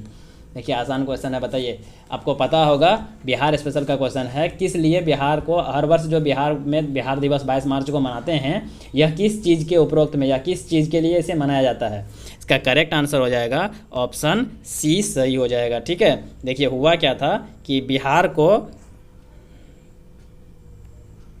बिहार को वर्ष 1912 में बंगाल प्रेसिडेंसी से अलग होने के याद में मनाया जाता है। ठीक है, ब्रिटिश हुकूमत 22 मार्च 1912 को बंगाल प्रेसिडेंसी से बिहार को अलग कर दिया था। इसी दिन को याद करने के लिए बिहार दिवस मनाया जाता है। वर्ष 2010 में, ठीक है, 2010 में पहली बार मुख्यमंत्री नीतीश कुमार ने इस दिन को मनाने का निर्णय लिया था। ठीक है, तो चलिए अगले क्वेश्चन की ओर चलें। अगला है, निम्नलिखित में से किस राज्य को केंद्र सरकार द्वारा विशेष श्रेणी दर्जा यानी SCS पर कभी प्रदान नहीं किया गया है, बताइए। स्पेशल, बताइए, स्पेशल केंद्र सरकार द्वारा विशेष श्रेणी दर्जा किसको प्रदान नहीं किया गया है। तो केंद्र सरकार द्वारा की गई विशेष श्रेणी के दर्जा में, विशेष श्रेणी स्कीम में राज्य विकास में संबंधित है। इसकी शुरुआत 1969 में हुई थी। कब? 1969 में हुई थी, की गई थी। वर्तमान में इसके 11 राज्य को विशेष राज्य का दर्जा प्राप्त है, जिसके अंतर्गत असम, आप नोट डाउन कर लेंगे किसको किसको प्राप्त है, ठीक है। देखिए इसका जो करेक्ट आंसर वैसे ए हो जाएगा, बिहार को विशेष राज्य का दर्जा प्राप्त नहीं है, जो कि आप देखते भी हैं हर एक चुनाव में यह एक मुद्दा होता है हर एक पार्टी के लिए, ठीक ना, कि विशेष राज्य का दर्जा बिहार को दिया जाए। लेकिन आप इनका जिसको दिया गया है 11 राज्य को दिया गया है वर्तमान में। देखिए 28 में से 11 राज्य को दिया गया है, उनमें से कौन कौन है आप नोट डाउन कर लेंगे। असम, नागालैंड, जम्मू कश्मीर, मणिपुर, मेघालय, मिजोरम, अरुणाचल, त्रिपुरा, हिमाचल प्रदेश, सिक्किम और उत्तराखंड भी आते हैं इसमें, ठीक है। 11 राज्य को विशेष राज्य का दर्जा दिया गया है। बाकी इसमें पूछा गया है विशेष राज्य का दर्जा प्रदान नहीं है या नहीं किया गया तो वो बिहार है, ठीक है। तो चलिए अगले क्वेश्चन की ओर चलें। ठीक है, अगला क्वेश्चन है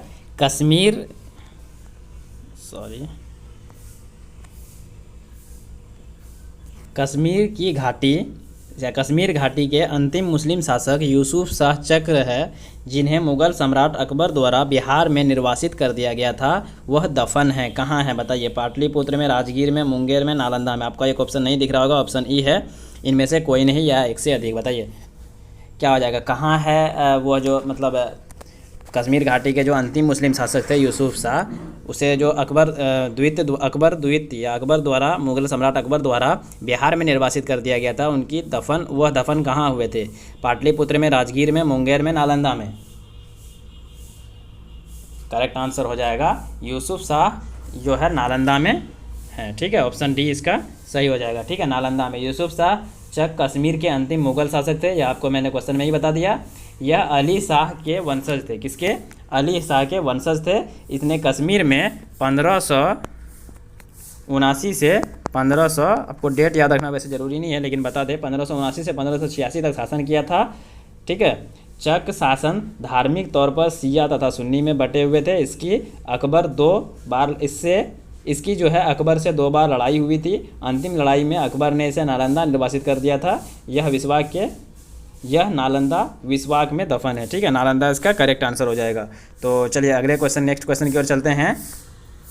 अगला है बिहार राज्य पर्यटन विकास निगम की टैगलाइन क्या है। तो क्या हो जाएगा, ब्राइट बिहार, हम सबका बिहार, विसफल Bihar, Bihar is the best. क्या हो जाएगा इसका करेक्ट आंसर, क्या है इसका टैगलाइन, क्या है बिहार राज्य पर्यटन विकास निगम का। तो बिहार राज्य पर्यटन विकास निगम का टैगलाइन है वीसफुल बिहार, ठीक है। सी इसका सही हो जाएगा, ठीक है। देखिए इसको ऐसे लिखा जाएगा,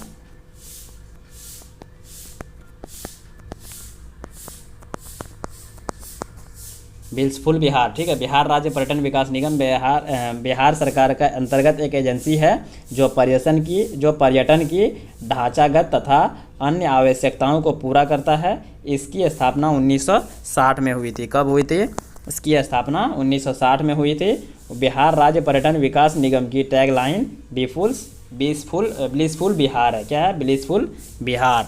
तो चलिए अगले क्वेश्चन की ओर चले। अगला है क्वेश्चन नंबर 50। बिहार का पहला विश्व का पहला ऊँट का अस्पताल कहाँ खोला गया है? देखिए क्वेश्चन इंपॉर्टेंट है। विश्व का पहला ऊँट का अस्पताल खोला गया है, तो यह आपके एग्जाम की दृष्टि से काफ़ी इंपॉर्टेंट हो जाएगा कि विश्व का जो पहला ऊँट का अस्पताल है वो कहाँ खोला गया है। तो दिया गया है आपका option Tehran, Jaipur, Bikaner, Dubai, ठीक है। तो देखिए विश्व का जो पहला ऊँट अस्पताल है वह दुबई में स्थित है। कहाँ है? दुबई में स्थित है। इस अस्पताल का उद्देश्य ऊँट की चिकित्सा को अनुसंधान और विकास में महत्वपूर्ण योगदान देना है।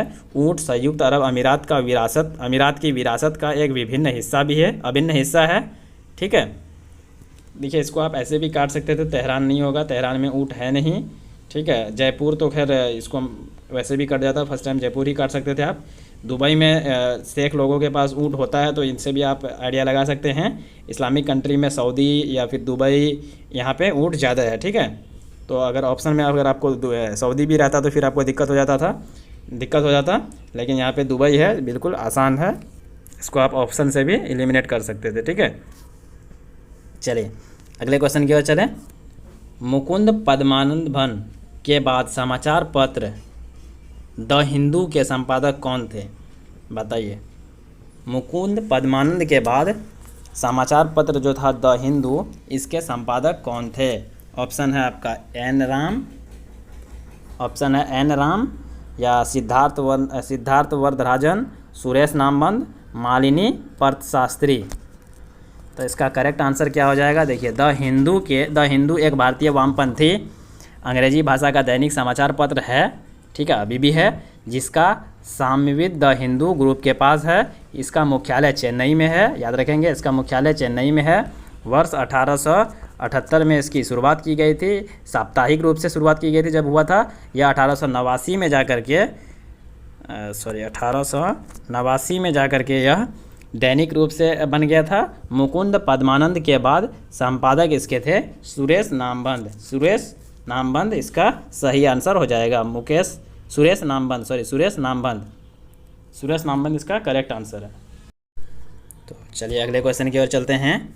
अगला है, आधुनिक भारत के निर्माता किसे माना जाता है? तो बताइए, आधुनिक भारत का निर्माता किसे कहा जाता है? सच्चिदानंद सिन्हा, कुमार कालिका प्रसाद, सर गणेश, आचार्य नरेंद्र देव। आधुनिक बिहार का निर्माता जो है वह भारत के प्रथम अस्थायी अध्यक्ष संविधान सभा के, जिसको सच्चिदानंद सिन्हा के नाम से जानते हैं, ठीक है, इन्हें माना जाता है। ठीक है, बिहार को बंगाल से पृथक राज्य के रूप में स्थापित करने वाले लोगों में से इनका नाम सबसे प्रमुख था। इन्होंने ही आधुनिक भारत का निर्माण किया था या करवाया था। ठीक है, चलिए अगले क्वेश्चन की ओर चले। अगला है, बिहार में प्रांतीय किसान सभा का गठन कब या किसान सभा का गठन किसने किया? बिहार में जो प्रांतीय किसान सभा का गठन हुआ था वह किसके द्वारा किया गया था? स्वामी सहजानंद के द्वारा, राम सुंदर सिंह, गंगा शरण सिंह, रामानंद मिश्रा, इनमें से कोई नहीं। क्या हो जाएगा इसका करेक्ट आंसर? तो बिहार प्रांतीय किसान सभा का गठन जो है वह आपको स्वामी सहजानंद के द्वारा किया गया था। स्वामी सहजानंद सरस्वती, इसका ऑप्शन ए करेक्ट हो जाएगा। ठीक है, देखिए, अखिल भारतीय किसान सभा की स्थापना 11 अप्रैल 1936 को हुआ था। लखनऊ में किसान नेताओं ने की थी। वर्ष 1927 में स्वामी सहजानंद सरस्वती ने बिहार में प्रांतीय किसान सभा का गठन किया। कब? 1927 में। ठीक है, 1927 में स्वामी सहजानंद सरस्वती ने बिहार में प्रांतीय किसान सभा का गठन किया। वर्ष 1928 में आंध्र प्रांतीय रैयत सभा की स्थापना एन जी रंगा द्वारा किया गया। कब? 1928 में। आंध्र प्रांतीय रैयत सभा, ठीक है, आंध्र प्रांतीय रैयत सभा।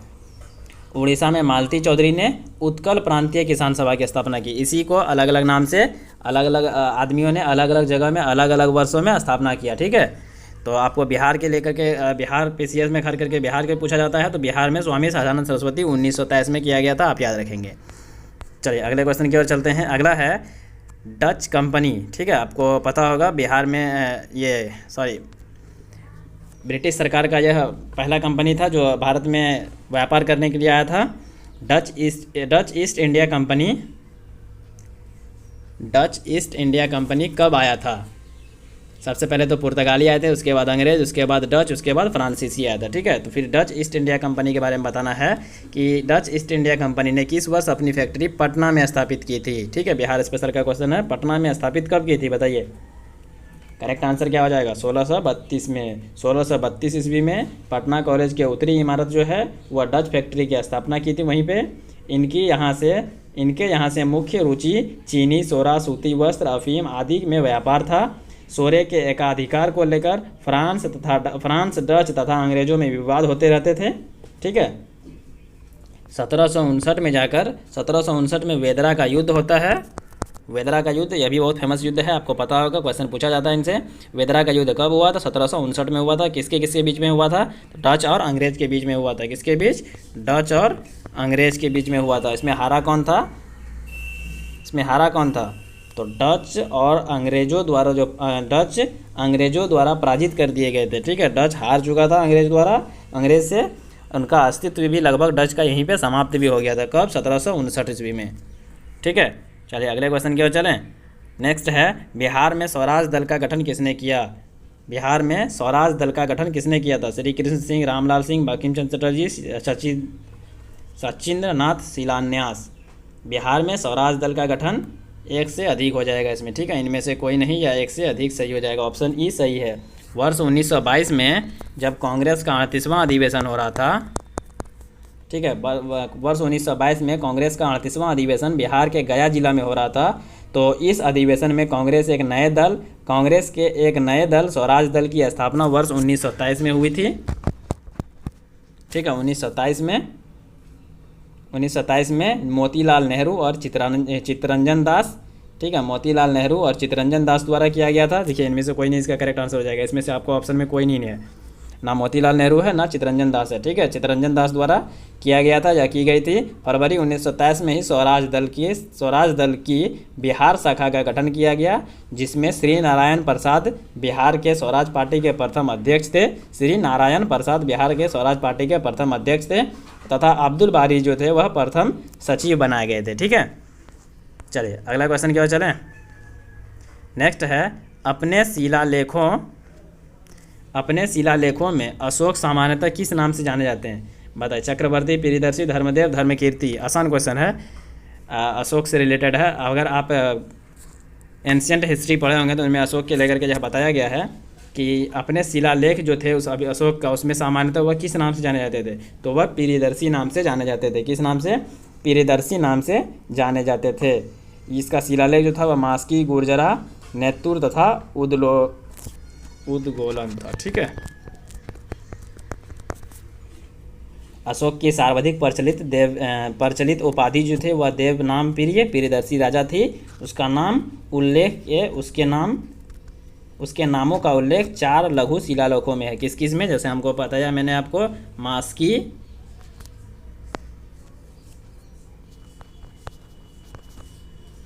मास्की, गुर्जरा, नेत्तूर, उद्गोलन। ठीक है, चलिए नेक्स्ट क्वेश्चन की ओर चलें। अगला है, इनमें से कौन गुप्त काल में औषधि के क्षेत्र में अपने कार्य के लिए जाने जाते हैं?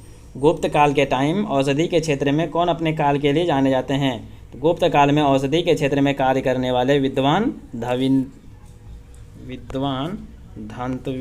धंतवरी, ठीक है, धंतवरी थे। ये चंद्रगुप्त विक्रमादित्य के दरबार में प्रमुख आयुर्वेदाचार्य थे, जबकि सुश्रुत शील्य चिकित्सका के संबंध प्रमुख विद्वान थे। ठीक है, इसका करेक्ट आंसर सुश्रुत भी हो जाएगा और नहीं, सॉरी, इनमें से इसका कोई नहीं होगा। ठीक है, कौन थे विद्वान? जैसे हमने आपको धंतोपरी थे, तो उसका नाम है नहीं इसमें, तो इसका करेक्ट आंसर ऑप्शन डी सही हो जाएगा, इनमें से कोई नहीं। ठीक है, चलिए अगले क्वेश्चन की ओर चलते हैं। अगला है, कौन सी निम्नलिखित में से प्राचीन भारत की कौन सी लिपि जो थी वह दाहिने से बाएं की ओर लिखी जाती थी? दाहिने से बाएं लिखी जाने वाली प्राचीन लिपि कौन सी थी? तो वह खरोष्ठी था। ठीक है, खरोष्ठी जो थी वह दाहिने से बाएं की ओर लिखी जाती थी। सम्राट अशोक के शहबाजगढ़ी और मनसहेरा पाकिस्तान स्थित था, जो अभिलेखों में खरोष्ठी लिपि का प्रयोग किया गया है। भारत के पश्चिमी उत्तर क्षेत्रों में यह प्रचलित थी। ठीक है, यह प्रचलित थी। यह लिपि दाएं से बाएं की ओर लिखा जाता था। एसोसिएटिक सोसाइटी ऑफ बंगाल के संस्थापक जेम्स प्रिंसेप जो थे, नाम सुने होंगे, जेम्स प्रिंसेप ने सर्वप्रथम ब्राह्मी और खरोष्ठी लिपि को पढ़ा था। ठीक है, जेम्स प्रिंसेप द्वारा पढ़ा गया था यह। चलिए अगले क्वेश्चन की ओर चलें। अगला है, निम्नलिखित में से कौन सा बंदरगाह गुप्त काल में उत्तर भारतीय व्यापार के लिए प्रयोग किया जाता था? बताइए। कल्याण, तारमपलित, भड़ोच, कॉम्बे।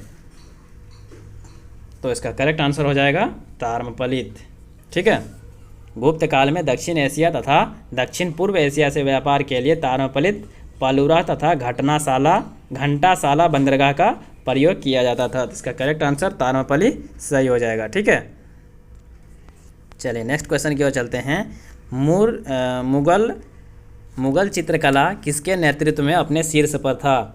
देखिए आसान क्वेश्चन है, बताइए। मुगल चित्रकला जो था वह किसके नेतृत्व में अपने शीर्ष बिंदु पर था?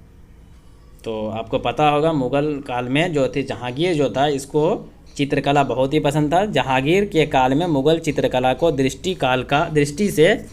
मुग़ल चित्रकला की दृष्टि से स्वर्ण काल माना जाता है। ठीक है,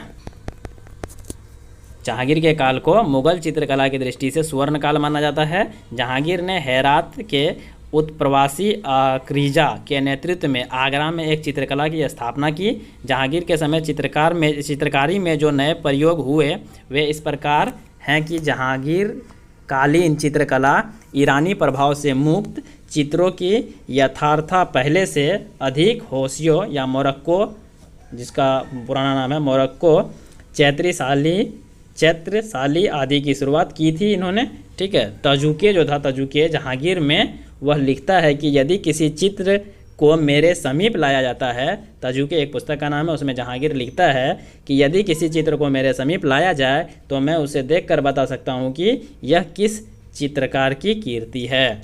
तो चित्रकला जो था वह अपने काल में स्वर्ण काल में माना जाता था, जहांगीर के ही काल में। ठीक है, चलिए अगला नेक्स्ट क्वेश्चन की ओर चलते हैं। बिहार में मध्यकालीन भारत में मानसबदारी व्यवस्था क्यों लागू की गई थी? तो मानसबदारी व्यवस्था जो था यह क्यों लागू किया गया था? देखिए, मनसब से बना मनसबदारी। मनसब जो है यह एक अरबी शब्द है जिसका अर्थ होता है पद। ठीक है, पद की प्रतिष्ठा, हैसियत से लगाया जाता है, इसका मतलब है। मनसबदारी व्यवस्था मंगोलों के दशमलव पद्धति पर आधारित थी।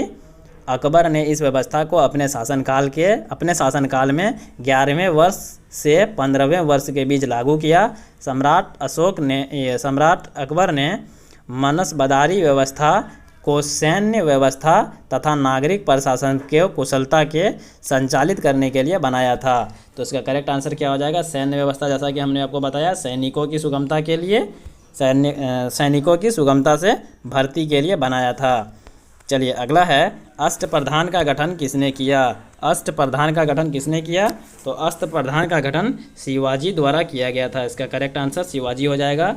शिवाजी के प्रशासन में राजा की सहायता एक मंत्री परिषद की होती थी, जिसे अष्टप्रधान के नाम से जाना जाता था। अष्टप्रधान का प्रमुख पेशवा होता था, जिसका स्थान राजा के बाद होता है। ठीक है, इन अष्टप्रधानों में पेशवा, अमात्य, सूर्णवीस, मंत्री, सेनापति, सुमंत, पंडित राव, न्यायाधीश भी होते थे। ठीक है, चलिए नेक्स्ट क्वेश्चन की ओर चलें। अगला है, दिल्ली के किस सुल्तान ने सबसे अधिक नहरों का निर्माण करवाया? आरआरबी शायद 2012-15 में पूछा हुआ क्वेश्चन है यार, कि रेलवे में भी पूछा गया था। आरआरबी दिल्ली के कौन से ऐसे सुल्तान थे जिन्होंने सबसे अधिक नहरों का निर्माण करवाया था? तो कौन थे वह? फिरोज शाह तुगलक थे। ठीक है, फिरोज शाह तुगलक का शासनकाल क्या था? 1351 से 88 तक। ठीक है, ने सार्वजनिक निर्माण के तहत नहरों का निर्माण हेतु एक विरुद्ध योजना बनाई थी। इतिहास में पहली बार राज्य की ओर से सिंचाई की सुविधा देना राज्य का कर्तव्य माना गया था। साथ ही भारत में 19वीं सदी में पूर्व सिंचाई के इतिहास में फिरोज शाह तुगलक सिंचाई के निर्माण के लिए, नहरों को खुदवाने के लिए तथा अन्य जलाशय के लिए जाना जाता है। ठीक है, चलिए इसके शासनकाल में देखिए बहुत सारे बांध, 50 बांध, लगभग 30 झील अथवा संग्रह तालाब निर्माण का उल्लेख हुआ था। ठीक है, तो चलिए नेक्स्ट क्वेश्चन की ओर चलते हैं। बंगाल की खाड़ी में समुद्री डकैती हेतु हुगली का उपयोग कौन करता था? तो आपको पता है कि भारत में जो उस समय पुर्तगाली थे वह वायसराय नीनू डी कुन्हा जो थे, नीनू डी कुन्हा, यह 1529 से 38 तक थे। कोचीन के जगह गोवा को राजधानी बनाया था उन्होंने। पूर्वी समुद्री तट की ओर प्रसार करते थे और हुगली को बंगाल की खाड़ी से समुद्री लूटपाट के केंद्र के रूप में प्रयोग किया था, जिसके 1632 में मुगल बादशाह शाहजहां ने पुर्तगालियों का अधिकार छीन लिया था। ठीक है, पुर्तगाली इसका बिल्कुल करेक्ट आंसर हो जाएगा। चलिए, अधिक नेत्रीकरण के कारण, विकेंद्रीकरण के कारण ही इनका जो था यह मतलब पुर्तगाली ख़त्म भी हुए थे यहाँ से। ठीक है, तो खैर पुर्तगाली तो लगभग आपको पता होगा 1962 तक गोवा में था। चलिए अगला है, ठगों का उन्मूलन किसके नेतृत्व में हुआ? तो ठगों का उन्मूलन किसके नेतृत्व में हुआ था? तो यह हुआ था कैप्टन स्लीमन के नेतृत्व में। ठीक है, ऑप्शन बी इसका बिल्कुल करेक्ट हो जाएगा। 17वीं या 18वीं सदी में बुंदेलखंड से विदर्भ क्षेत्र तक ठग प्रचलित थी। ठीक है, ठग प्रचलित थी, जो इसकी उस समय में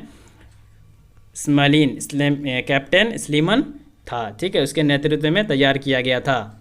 स्लीमन अपने विशेष दस्ते के माध्यम से ठगी व्यवस्था को समाप्त किया।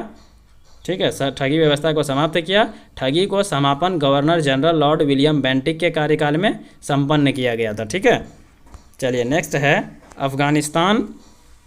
अफगानिस्तान के प्रति आक्रामक नीति किस वायसराय ने अपनाई थी? तो अफगानिस्तान के प्रति आक्रामक नीति जो था वह लॉर्ड लिटन के द्वारा अपनाई गई थी। जानते हैं लॉर्ड लिटन 1876 से 80 तक पश्चिमी उत्तर भारत में ब्रिटिश स्थिति को सुदृढ़ करने के लिए 1878 से 80 के मध्य द्वितीय आंग्ल अफगान युद्ध छेड़ा था। लिटन ने अफगान नीति के कारण नैतिक तथा राजनीतिक कारणों से निंदा की जाती है। लॉर्ड रिपन के कार्यकाल में ब्रिटिश नीति में बदलाव किया गया और तथा अफगानिस्तान को खंडित करके नीति का त्याग करते हुए उसने मध्य राज यानी बफर स्टेट यानी मध्य राज स्वीकार कर लिया था। ठीक है, चलिए नेक्स्ट क्वेश्चन की ओर चलते हैं। अगला है सविनय वर्ष 1930 में महात्मा गांधी ने सविनय अवज्ञा आंदोलन कहाँ से प्रारंभ किया था?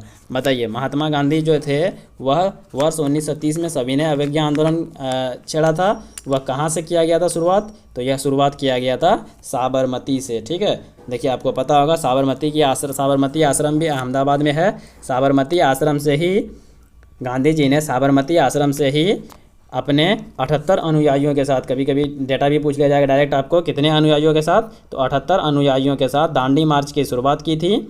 ठीक है, 25 दिन बाद 241 मील पैदल चलने के बाद, लंबी यात्रा करने के बाद 6 अप्रैल 1930 को दांडी नौशेरी जिला गुजरात जहाँ होता है, ठीक है, वहाँ दांडी पहुँचकर गांधी जी ने सांकेतिक रूप से एक मुट्ठी नमक उठाकर नमक कानून को तोड़ा था। ठीक है, चलिए अगले क्वेश्चन की ओर चलें। अगला है शराबी आंदोलन का नेतृत्व 1922 में किसके द्वारा किया गया था? शराबी आंदोलन का नेतृत्व किसके द्वारा किया गया था? तो देखिए यह घटना भी बहुत प्रमुख है, यह बहुत मुख्य है कि यह किया गया था सरदार वल्लभ भाई पटेल के द्वारा। ठीक है, सरदार वल्लभ भाई पटेल के नेतृत्व में वर्ष 1922 में एक शराबबंदी को लेकर, जिसमें कोई कर नहीं अभियान का नेतृत्व किया। इसी अभियान से किसानों ने करों का भुगतान नहीं करने का निर्णय लिया था। ठीक है, इसका करेक्ट आंसर सरदार वल्लभ भाई पटेल हो जाएगा। चलिए नेक्स्ट चलते हैं। भारत के विभाजन के समय भारतीय राष्ट्रीय कांग्रेस के अध्यक्ष कौन थे? आसान क्वेश्चन है और इम्पोर्टेंट क्वेश्चन है। देखिए भारतीय राष्ट्रीय कांग्रेस से, जैसा हमने आपको स्टार्टिंग में भी बताया था कि भारतीय राष्ट्रीय कांग्रेस से 2-3 क्वेश्चन आते हैं। तो बताइए, जो भारत का विभाजन जिस समय में हो रहा था उस समय भारतीय राष्ट्रीय कांग्रेस के अध्यक्ष कौन थे? तो भारतीय राष्ट्रीय कांग्रेस की स्थापना 1885 में हुई थी, मुंबई में किया गया था। इस अधिवेशन के प्रथम अध्यक्ष WC बनर्जी व उमेश चंद्र बनर्जी थे। कांग्रेस के मेरठ में आयोजित 54वें अधिवेशन, ठीक है, 54वें अधिवेशन 23 नवंबर 1946 की अध्यक्षता में आचार्य JB कृपलानी, ठीक है, आचार्य JB कृपलानी ने की थी। इनकी के अध्यक्ष काल में भारत आज़ाद हुआ था। ठीक है, क्या हो जाएगा इसका correct answer? Option A correct answer हो जाएगा। ठीक है, चलिए अगला है बिहार में 1857 का, देखिए ये क्वेश्चन तो BPSC का फेवरेट है। बिहार में 1857 का विद्रोह का नेतृत्व किसने किया था? तो आपको बताना नहीं होगा, कुंवर सिंह किया था। सॉरी, कुंवर सिंह जगदीशपुर आरा से प्रमुख जमींदार थे। कुंवर सिंह 1857 में विद्रोही के नेता थे।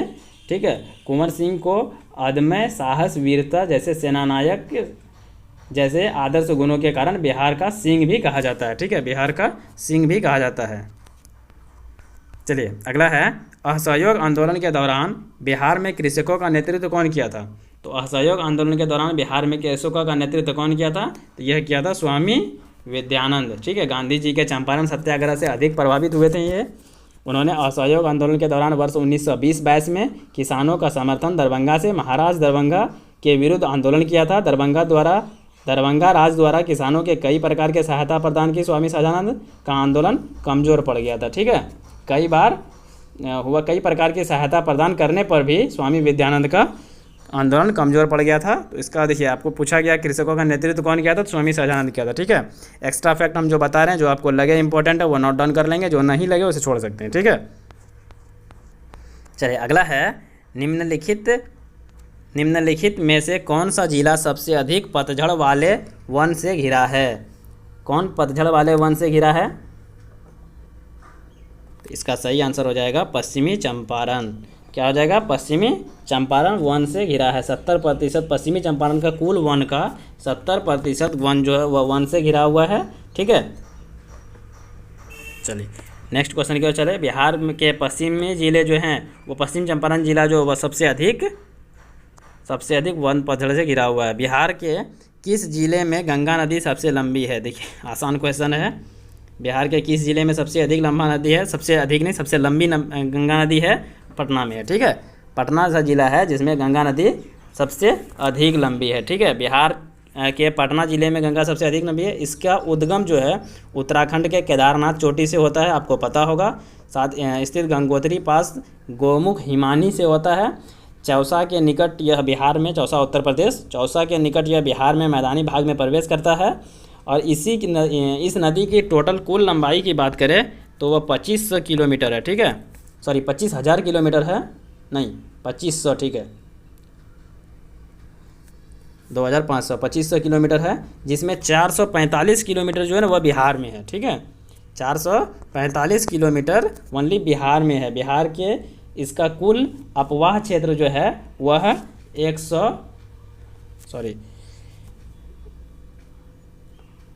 15,165 वर्ग किलोमीटर है। गंगा बिहार के बक्सर से, भोजपुर से, पटना से, वैशाली से, समस्तीपुर से, बेगूसराय से, खगड़िया, मुंगेर, भागलपुर, कटिहार आदि जिलों से प्रभावित होती है। ठीक है, सबसे अधिक लंबी है तो वह पटना में ही है। आपको पता होगा पटना में जो महात्मा गांधी सेतु पुल है वह गंगा नदी पर ही है। ठीक है, वह विश्व का सबसे लंबा पुल भी है। 2011 का जनगणना के अनुसार बिहार के किस जिले में सर्वोच्च घनी आबादी दर्ज की गई है। देखिए 2011 की जनगणना के अकॉर्डिंग, चूँकि अभी 2021 में जनगणना होना था, कोविड के लेकर के जनगणना हो नहीं रहा है या होगा नहीं अभी पता नहीं, तो 2011 के जनगणना का ही डेटा आपको याद रखना होगा। शिवहर इसका करेक्ट आंसर है। 2011 की जनगणना के अनुसार बिहार में शिवहर जिले में घनी आबादी है। ठीक है, घनी आबादी दर्ज की गई है। यहाँ का घनत्व है 1880 व्यक्ति किलोमीटर स्क्वायर। ठीक है, 1880 व्यक्ति पर किलोमीटर स्क्वायर है। चलिए नेक्स्ट क्वेश्चन की ओर चलते हैं। अगला है क्वेश्चन नंबर 75। निम्नलिखित में से कौन सा देश भौगोलिक क्षेत्र की दृष्टि से सीमा रहित सबसे बड़ा देश है। क्या हो जाएगा इसका करेक्ट आंसर, जापान इसका करेक्ट आंसर है। उपरोक्त में से जापान देश भौगोलिक क्षेत्र की दृष्टि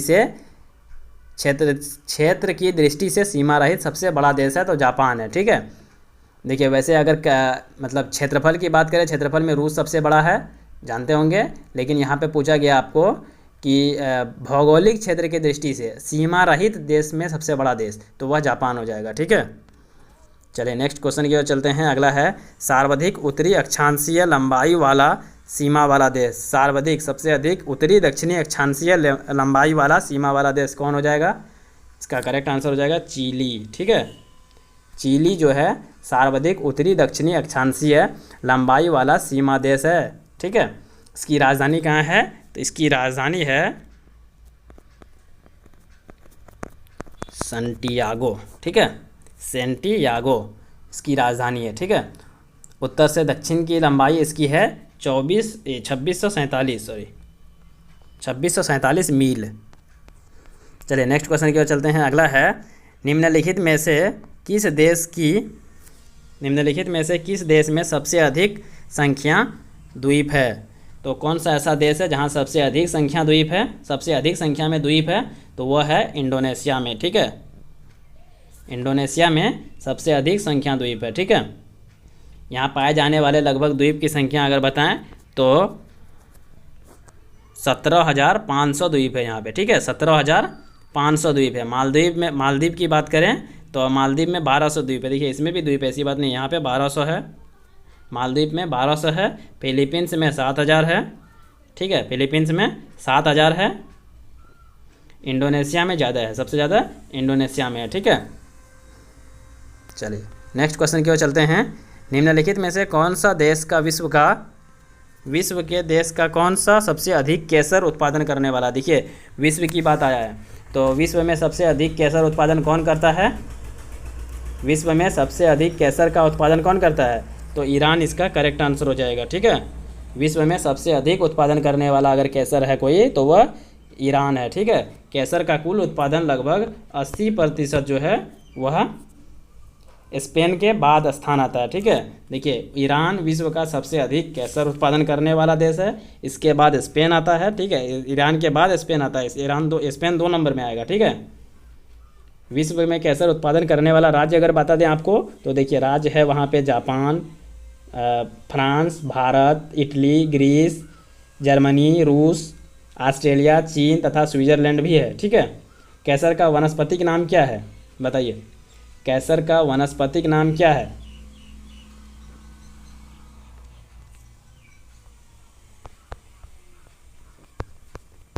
क्रोकस सेटावाइस, ठीक है, क्रोकस सेटावाइस इसका अंग्रेजी नाम है। इसे अंग्रेजी में वनस्पति नाम है, अंग्रेजी में इसे सैफरन कहते हैं, क्या कहते हैं, सैफरन। चलिए नेक्स्ट क्वेश्चन की ओर चलते हैं। अगला है निम्नलिखित में से कौन सा देश विश्व का सबसे अधिक यूरेनियम उत्पाद करने वाला देश है, क्या हो जाएगा इसका करेक्ट आंसर, विश्व में सबसे अधिक उत्पाद करने वाला देश यूरेनियम का कौन है। देखिए अभी केसर का पूछा गया था, अब यूरेनियम का बताना है आपको, तो इसका करेक्ट आंसर हो जाएगा कजाकिस्तान, क्या हो जाएगा, कजाकिस्तान। उपरोक्त में से यानी ऊपर दिए गए जो है उनमें से यूरेनियम का सबसे अधिक उत्पादन करने वाला देश है कजाकिस्तान। यहाँ विश्व के कुल यूरेनियम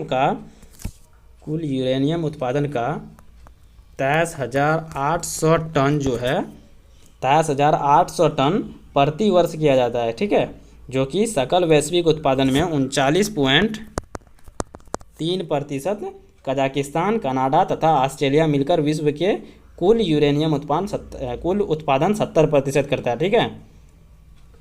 जबकि यूरेनियम का सबसे अधिक भंडार ऑस्ट्रेलिया में पाया जाता है, ठीक है।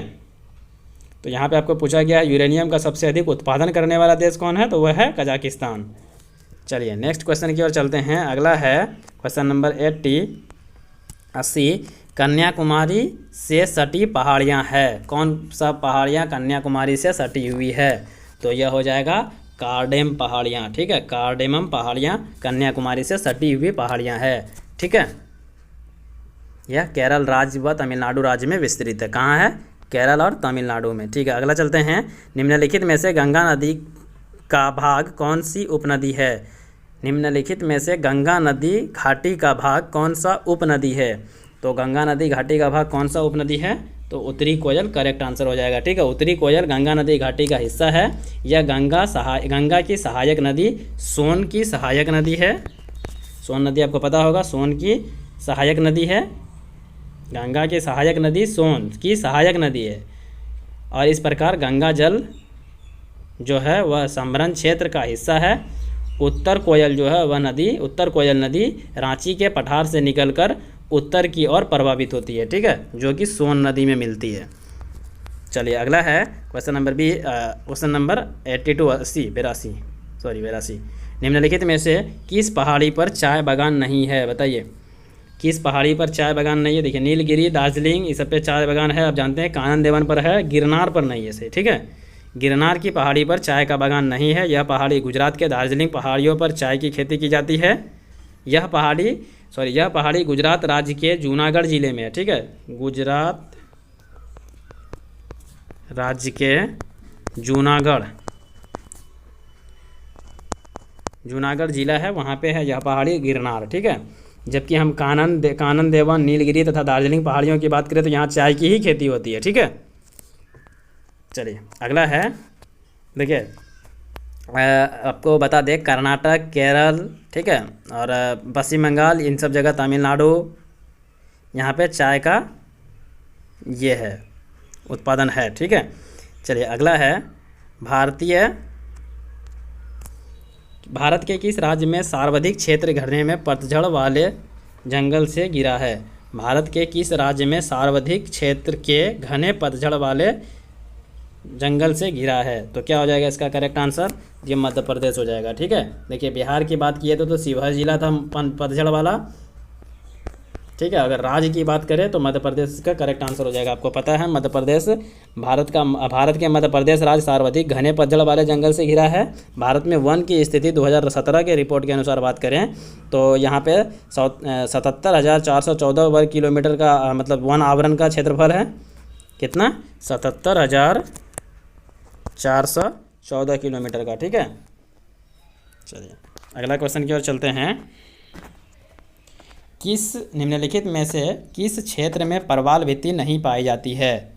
तो क्या हो जाएगा इसका करेक्ट आंसर? कैम्बे की खाड़ी, मन्नार की खाड़ी, कच्छ की खाड़ी, लक्षद्वीप और मनिकाय द्वीप, किसमें जो है परवाल भित्ति नहीं पाई जाती है? इसका करेक्ट आंसर हो जाएगा ऑप्शन ए सही हो जाएगा। ठीक है, कैम्बे की खाड़ी में परवाल भित्ति नहीं पाई जाती है। कैम्बे की खाड़ी दक्षिण गुजरात में स्थित है। कहाँ है? दक्षिण गुजरात में स्थित है।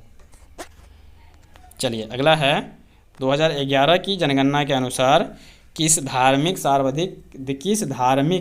समूह में सर्वाधिक साक्षरता दर प्रतिशत दर्ज की गई है? तो किस में दर्ज की गई है? ईसाई, हिंदू, सिख, जैन। बताइए, सर्वाधिक साक्षरता दर की बात करें तो किस मतलब धर्म में जो है 2011 के अकॉर्डिंग इसमें ये आई है, साक्षरता दर में निम्नलिखित या वृद्धि हुई है? सर्वाधिक पूछा गया है, सर्वाधिक साक्षरता दर में वृद्धि।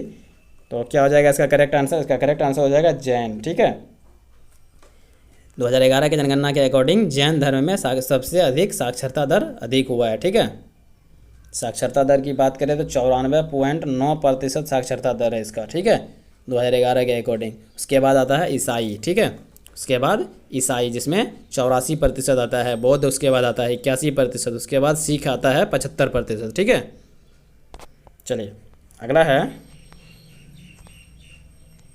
निम्नलिखित में से जनजाति किस राज्य की कौन सी जोड़ी सही है? आसान है, तो आपको बताना है कौन सा जो मतलब राज्य है वहाँ का जो पहाड़ी है वह किस हिसाब से जोड़ा गया सही है। बताइए इसका सही क्या जोड़ा हुआ है? भील, गुजरात। तो आपको पता है गुजरात जो है, सॉरी यहाँ पे पूछा नहीं है। ठीक है, हमने पढ़ लिया कौन सही नहीं है। देखिए गुजरात में झील है, गुजरात में आपको झील है, बंजारा है, कोली है, पटेलिया है, डाफर है। ठीक है, ये सब जनजाति इससे ही संबंधित है, गुजरात से ही। अब हिमाचल प्रदेश की बात करें तो हिमाचल प्रदेश में गद्दी, कन्नौर, लाहौली, यह भी सही है, गद्दी है उसमें। ठीक है, कोटा में आपको पता होगा, कोटा तमिलनाडु। अच्छा, तमिलनाडु का बात करें तो तमिलनाडु में क्या क्या है? बागड़ा है, टटकोड़ा है, कोटा है, टोड़ा है। तो इसमें भी कोटा सही हो जाएगा। इसका मतलब यही सही हो जाएगा। नहीं, ऑप्शन ई भी होता है इसमें, इस तरह से नहीं मार सकते हैं। ठीक है, अब इसमें भी देख लेते हैं केरल में क्या क्या है। कदार, उराली, भोपला, इकला, पानियान। देखिए टोड़ा नहीं आया, टोड़ा आपको पता है तमिलनाडु का है। तो इस तरह से आपका करेक्ट आंसर ऑप्शन डी ही सही हो जाएगा। ठीक है, ऑप्शन डी सही हो जाएगा। ऑप्शन डी बिल्कुल सही हो जाएगा इसका करेक्ट आंसर। ठीक है, कहाँ का है यह टोड़ा? तमिलनाडु का। चलिए अगला है, निम्नलिखित में से भारत का कौन सा औद्योगिक आर्थिक गलियारा जापान के सहयोग से विकसित किया जा रहा है? तो कौन सा ऐसा यह है जो आपको जापान के सहयोग से विकसित किया जा रहा है? चेन्नई के वाइजाग, मुंबई बेंगलुरु, दिल्ली मुंबई, अमृतसर कोलकाता। क्या हो जाएगा इसका करेक्ट आंसर? इसका करेक्ट आंसर हो जाएगा दिल्ली मुंबई औद्योगिक गलियारा, भारत सरकार द्वारा। इसका करेक्ट आंसर ऑप्शन सी सही हो जाएगा। ठीक है, दिल्ली मुंबई औद्योगिक गलियारा जो है भारत सरकार द्वारा प्रायोजित औद्योगिक विकास की विशाल परियोजना है। एक विशाल औद्योगिक क्षेत्र स्थापित करने के लिए यह एक महत्वाकांक्षी योजना है। ठीक है, जिसमें 6 राज्य सम्मिलित है। इस परियोजना का पूरा होने की अधिसंरचना एवं उद्योग अत्यधिक प्रसार हो जाएगा। इसके तहत भारत एवं जापान ने परियोजना के विकास की निधि स्थापित करने का निर्णय लिया है, जो आरंभ में 1000 करोड़ की होगी। कितने की? 1000 करोड़ की होगी। चलिए अगला है, निम्न में से कौन सा जिला धारावाड़ भूमि स्तरीय वाला है? धारवाड़, ठीक है, धारवाड़ भूमि स्तरीय वाला है, नहीं है, सॉरी नहीं है। तो अब देखिए क्वेश्चन ध्यान से पढ़ेंगे, ठीक है। तो इसका करेक्ट आंसर क्या हो जाएगा? रोहतास सही हो जाएगा। रोहतास जो है वह रोहतास जिला भारत के बिहार राज्य का एक ज़िला है। जिला का मुख्यालय सासाराम में है। रोहतास जिला पटना डिवीज़न का एक हिस्सा है। इसके 3 अनुमंडल विक्रमगंज, सासाराम और डेहरी है, ठीक है। सासाराम धारवाड़ भूमि स्तरीय रचना वाला जिला नहीं है, ठीक है। इसको आपको क्वेश्चन वही पूछा गया था, रोहतास इसका करेक्ट आंसर हो जाएगा। चलिए, बिहार राज्य में गंगा के किनारे जिलों की संख्या है, जैसा कि हमने अभी आपको नाम बताया था। बिहार राज्य में गंगा के जिलों की संख्या कितनी है? तो 12 जिला है, ठीक है। जबकि हमने बताया पटना में सबसे अधिक है। पटना में सबसे ज़्यादा लंबा जिला कहाँ है? पटना में है, ठीक है। तो आपको नाम याद होगा। अभी हमने आपको बताया, थोड़ा सा अगर नाम याद नहीं तो वीडियो पीछे करके देख सकते हैं कौन कौन सा था, क्योंकि कभी कभी नाम भी पूछ लिया जाता है कि पटना के नज़दीक या गंगा किस मतलब राज्य या किस ज़िले से होकर गुजरती है, तो आपको नाम दे दिया जाएगा, ठीक है। नाम आपको अगर याद रहेगा तो वैसे 12 जिला है। नाम याद करना कोई ज़्यादा भारी बात है नहीं, आप याद कर लेंगे। चलिए अगले क्वेश्चन की ओर चलें। अगला है, निम्नलिखित में से कौन सा वन्यजीव अभ्यारण्य बिहार के मुंगेर में है? देखिए, बिहार में भी कुछ वन्यजीव अभ्यारण्य हैं जो आपको याद करना होगा। बिहार के एग्ज़ाम से तो काफ़ी महत्वपूर्ण हो जाता है। वाल्मीकि, राजगीर, भीमबंध, गौतम बुद्ध। तो बिहार के किस ज़िले में? मुंगेर ज़िले में। मुंगेर ज़िले में कौन सा है? तो मुंगेर में है भीमबंध, ठीक है। ऑप्शन सी सही हो जाएगा। बिहार के मुंगेर ज़िले के दक्षिणी पश्चिम भाग में भीमबंध नाम से एक क्षेत्र है। यह 682 किलोमीटर वर्ग किलोमीटर का है, फैला है, ठीक है। 1976 में जमुई और खड़गपुर पहाड़ी क्षेत्र की पहाड़ियों को भीमबंध वन्यजीव अभ्यारण्य के रूप में अधिसूचित किया गया था। भीमबंध अभ्यारण्य जो है वह बाघ, तेंदुआ, बंदर, हिरन, ठीक है, चीतल, सांबर, खरगोश, जंगली भालू, वैन मुर्गी, जंगली बिल्ली आदि पाए जाते हैं। यह अभ्यारण्य अपने पक्षियों के लिए प्रसिद्ध है, ठीक है। बिहार के भीमबंध कहाँ पे है? मुंगेर जिला में। तो चलिए अगला है, 2011 की जनगणना के अनुसार बिहार के किस जिले में सर्वोच्च लिंग अनुपात दर्ज किया गया है? देखिए, 2011 जनसंख्या से क्या बोलते हैं, जनगणना से बहुत ज़्यादा क्वेश्चन आता है, ठीक है। 3, 4, 5 क्वेश्चन अब तक में देखने को आपको मिल चुका है। तो जनगणना को आप ध्यान से पढ़ लेंगे। और 2000 बहुत दिनों से जनगणना हुई नहीं, चूँकि 10 साल में एक बार होता है। 2011 में हुआ था, तो अब 21 में होना था, जो अब हमें नहीं लगता कि 21 में होगा, चूँकि कोविड प्रॉब्लम है। तो देख लेंगे, बाकी अब 2011 का ही जनगणना का आप रिवीजन कर लेंगे एक बार, ठीक है। चलिए बताइए आप कि किस ज़िले में सर्वोच्च लिंग अनुपात दर्ज किया गया है? तो यह किया गया है ऑप्शन बी, कहाँ पे? गोपालगंज में, ठीक है। गोपालगंज में 2011 की जनगणना के अनुसार गोपालगंज जिला जो है वह सर्वोच्च लिंग अनुपात दर्ज किया गया है। गोपालगंज भारत का बिहार राज्य का सारण प्रमंडल के अंतर्गत एक शहर है, वह जिला है, ठीक है। गंडक नदी के पश्चिमी तट पर बसा है। कहाँ पे? गंडक नदी के पश्चिमी तट पर। यह भोजपुरी भाषा के लिए प्रसिद्ध है, ठीक है। यहाँ पे ईख का उत्पादन होता है। देखिए, बिहार में बहुत कम ही जगह ईख का उत्पादन होता है। ईख जिसको बोलते हैं, ईख का उत्पादन होता है, वह गोपालगंज में भी होता है, ठीक है। चलिए अगला है, निम्नलिखित में से कौन भूमि रिकॉर्ड अधिकारी है? बताइए, भूमि रिकॉर्ड अधिकारी कौन हो जाएगा? पटवारी, लंबदार, जमींदार, जेलदार। तो भूमि रिकॉर्ड अधिकारी इसका आपको पता होगा, पटवारी हो जाएगा, ठीक है। बिहार में तो ऐसा अभी नहीं चलता है, लेकिन राजस्थान, मध्य प्रदेश वगैरह में आपको यह मिल जाएगा, यह सब पोस्ट होता है, ठीक है। पटवारी या लेखपाल राजस्व विभाग ग्राम स्तर का अधिकारी होता है। इन्हें विभिन्न स्थानों पर अन्य नामों से जाना जाता है, जैसे कारनाम अधिकारी या सान बरंगू लेखपाल आदि। यह भारत के उप महाद्वीप ग्रामीण क्षेत्रों सरकार का प्रशासनिक पद होता है, ठीक है। यह अपने क्षेत्र में भूमि संबंधी विवाद, जैसे हमारे यहाँ BDO CO होते हैं ब्लॉक वगैरह में, तो उसी तरह से राजस्थान वगैरह में पटवारी होते हैं, ठीक है, जो भूमि संबंधित जानकारी देते हैं या फिर उसके देखते हैं, ठीक है। चलिए अगला है, निम्नलिखित विशेषताओं में से केंद्रीय शासन व्यवस्था के लिए कौन सही नहीं है? बताइए कौन सा सही नहीं है? तो त्वरित निर्णय, लचीलापन, बड़े देशों के आदर्श, कानून की एकरूपता। पॉलिटी का क्वेश्चन है। करेक्ट आंसर हो जाएगा निम्नलिखित में से क्या है, विशेषताओं का केंद्रीयकरण शासन का व्यवस्था के लिए सही नहीं है। क्या हो जाएगा इसका सही आंसर? सही आंसर हो जाएगा बड़े देशों के लिए आदर्श। संघीय शासन को गठित करने के लिए दो मार्ग, केंद्र सरकार और विभिन्न राज्य सरकारों के बीच सत्ता का बंटवारा हर संघीय सरकार में अलग अलग तरीके से होता है। यह बात इसी पर निर्भर करता है कि संघ के स्थापना किन ऐतिहासिक संदर्भों में हुई है। ठीक है, इसका करेक्ट आंसर हो जाएगा बड़े देशों का आदर्श। चलिए अगला है, समुदाय विकास कार्यक्रम का क्या उद्देश्य है? समुदाय विकास कार्यक्रम का उद्देश्य क्या है? शैक्षणिक सुविधाएं सुलभ कराना, या जीवन स्तर को बेहतर करना, राजनीतिक प्रशिक्षण, या योजना बनाने में गांव की सहायता करना। क्या हो जाएगा इसका करेक्ट आंसर? समुदाय विकास के कार्यक्रम का उद्देश्य क्या हो जाएगा? देखिए उपरोक्त में से सभी इसका सही आंसर है। ठीक है, एक से अधिक, इसका करेक्ट आंसर ऑप्शन डी सही हो जाएगा इसका मतलब।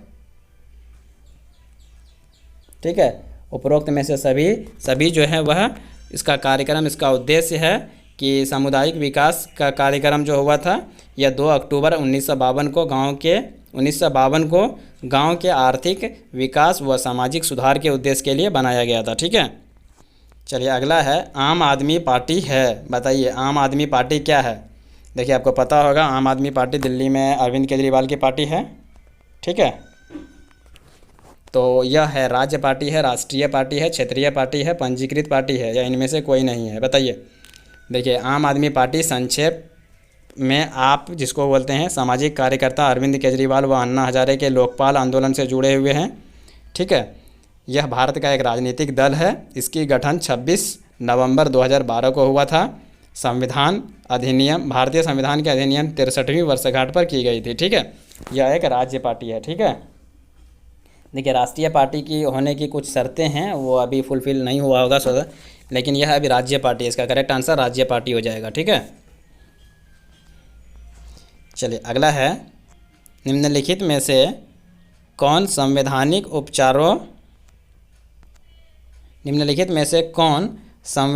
उपचारों में से किसे पोस्टमार्टम कहा जाता है? देखिए 2 बार लिखा गया, कोई बात नहीं। पोस्टमार्टम किसे कहा जाता है? इसका करेक्ट आंसर हो जाएगा अधिकार परीक्षा को। ठीक है, अधिकार परीक्षा को पोस्टमार्टम कहते हैं। ठीक है, अधिकार परीक्षा एक याचिका है जिसके माध्यम से किसी भी व्यक्ति से यह पूछा जा सकता है कि उसने किस अधिकार या किस शक्ति के तहत अमुक काम करने का निर्णय लिया या अमुक काम किया। ठीक है, पॉलिटी से रिलेटेड क्वेश्चन है। चलिए अगला है, निम्नलिखित भारतीय राज्यों में किस राज्य विधानसभा में सबसे अधिक संख्या है? देखिए आपका ऑप्शन दिया गया है अरुणाचल प्रदेश, हिमाचल प्रदेश, मणिपुर, मेघालय। तो कहाँ पे सबसे अधिक विधानसभा की सीटें हैं? देखिए आपके ऑप्शन अकॉर्डिंग तो हिमाचल प्रदेश जो हो जाएगा। हिमाचल प्रदेश उत्तर पश्चिमी भारत का एक स्थित राज्य है। हिमाचल प्रदेश में हिमालय पर्वत की शिवालिक श्रेणी का भाग है। ठीक है, हिमाचल प्रदेश इसका करेक्ट आंसर हो जाएगा। प्रश्न अनुसार जो आपका अकॉर्डिंग क्वेश्चन के अनुसार विधानसभा सीट हिमाचल प्रदेश में सबसे अधिक है। ठीक है, देखिए अब आप क्वेश्चन में यह बताइए कि टोटल भारत के 2800 राज्य में सबसे अधिक विधानसभा की सीटें कहाँ हैं? बताइए, आंसर दीजिए आप कमेंट में। देखिए चलिए इसको सजाते हैं। भारत के वरीयता क्रम में निम्नलिखित में से पहले कौन आता है? आपको पता होगा कि भारत के जो वरीयता क्रम में निम्नलिखित में सबसे पहले कौन आएगा? यूपीएससी का अध्यक्ष या मुख्य चुनाव आयुक्त, नियंत्रक एवं महालेखा परीक्षक, ठीक है, और उच्च न्यायालय के मुख्य न्यायाधीश। क्या हो जाएगा इसका करेक्ट आंसर? सबसे पहले कौन आएगा? तो देखिए भारतीय राज्य व्यवस्था में विभिन्न पदाधिकारियों के वरीयता क्रम अलग अलग हैं, लेकिन इनके अनुसार से यहाँ जो आपका ऑप्शन है उनके वरीयता क्रम में यानी उसके हिसाब से अनुक्रम हो जाएगा आपका सबसे पहले राष्ट्रपति, ठीक है, उसके बाद उपराष्ट्रपति, उसके बाद प्रधानमंत्री, उसके बाद राज्यों के राज्यपाल। ठीक है, इसका करेक्ट ई आंसर ऑप्शन सही हो जाएगा। ठीक है, और सबसे पहले राष्ट्रपति, उसके बाद उपराष्ट्रपति, उसके बाद प्रधानमंत्री, उसके बाद राज्यों के राज्यपाल, उसके बाद भूतपूर्व राष्ट्रपति, फिर उसके बाद उप प्रधानमंत्री जो अपने यहाँ पोस्ट नहीं है। ठीक है, उप प्रधानमंत्री पहले हुआ करता था, लेकिन जो फर्स्ट टाइम सरदार वल्लभ भाई पटेल को बनाया गया था, लेकिन खैर उसके बाद से वह पोस्ट ही हटा दिया गया। ठीक है, उप प्रधानमंत्री का पोस्ट अपने यहाँ नहीं है। ठीक है, चलिए भारत का मुख्य न्यायाधीश, उसके बाद आएगा 7वें नंबर पे, उसके बाद 8वें नंबर पे लोकसभा अध्यक्ष, उसके बाद 9 नंबर पे आएगा कैबिनेट मंत्री जो राज्य के हो, राज्यों के मुख्यमंत्री अपने राज्यों में होंगे, और पूर्व प्रधानमंत्री, संसद, विपक्ष का नेता 9वें नंबर पर आएगा, और उसके बाद 10वें नंबर पर आएगा भारत रत्न से जो सम्मानित व्यक्ति हैं वह। ठीक है, चलिए सेकंड लास्ट क्वेश्चन है, सरकार की संसदीय व्यवस्था का विषय निम्नलिखित में से कौन सा व्यक्त सही है। सरकार के संसदीय व्यवस्था के लिए कौन सा नियम सही है। विधायिका न्यायपालिका के प्रति जवाबदेह है, या विधायिका कार्यपालिका के प्रति जवाबदेह है, या विधायिका एवं कार्यपालिका दोनों स्वतंत्र है, और राष्ट्रपति न्यायपालिका के प्रति जवाबदेह है। क्या हो जाएगा इसका करेक्ट आंसर। इसका करेक्ट आंसर क्या हो जाएगा, करेक्ट आंसर हो जाएगा संसद प्रणाली जो है वह लोकतांत्रिक शासन है। लोकतांत्रिक शासन की वह प्रणाली है जिसमें कार्यपालिका अपने लोकतांत्रिक वैधता या विधायिका से प्राप्त करती है। ठीक है, तथा विधायिकता के प्रति उत्तरदायी होती है। इसका करेक्ट आंसर ऑप्शन ई हो जाएगा, इनमें से कोई नहीं, क्योंकि इस प्रकार से संसद प्रणाली में कार्यपालिका और विधायिका परस्पर संबंधित होते हैं। इस प्रणाली को राज्य का मुखिया अलग अलग व्यक्ति होते हैं। ठीक है, इसका करेक्ट ई सही हो जाएगा। चलिए लास्ट क्वेश्चन है आपका, निम्नलिखित में से किस का निर्माण पंचायती राज व्यवस्था के तहत हुआ। निम्नलिखित में से किसका निर्माण जो है पंचायती राज व्यवस्था के तहत हुआ है, तो वह है ग्राम पंचायत। ठीक है, इसका ऑप्शन सी सही हो जाएगा, ग्राम पंचायत। भारत की पंचायती राज प्रणाली गांव के छोटे कस्बे या छोटे स्तर ग्राम प्रमुख पंचायत होते हैं। ग्राम सभा भी होती है जो भारत के स्थानीय स्वशासन का प्रमुख अवयव है। सरपंच ग्राम सभा का चुना हुआ सर्वोच्च प्रतिनिधि होता है। ग्राम सभा पंचायत का निर्माण पंचायती राज व्यवस्था के तहत किया जाता है। ठीक है, पंचायती राज व्यवस्था के तहत। अब आप क्वेश्चन में कमेंट में आंसर ये देंगे कि संविधान के किस अनुच्छेद से संबंधित है पंचायती राज। ठीक है, तो चलिए थैंक्स फॉर वाचिंग फ्रेंड। अगर आपको वीडियो अच्छा लगा है तो प्लीज़ लाइक करें, कमेंट करें और अपने फ्रेंड के साथ शेयर करें, और हमारे चैनल पर अगर आप नए हैं तो प्लीज़ हमारे चैनल को सब्सक्राइब करें।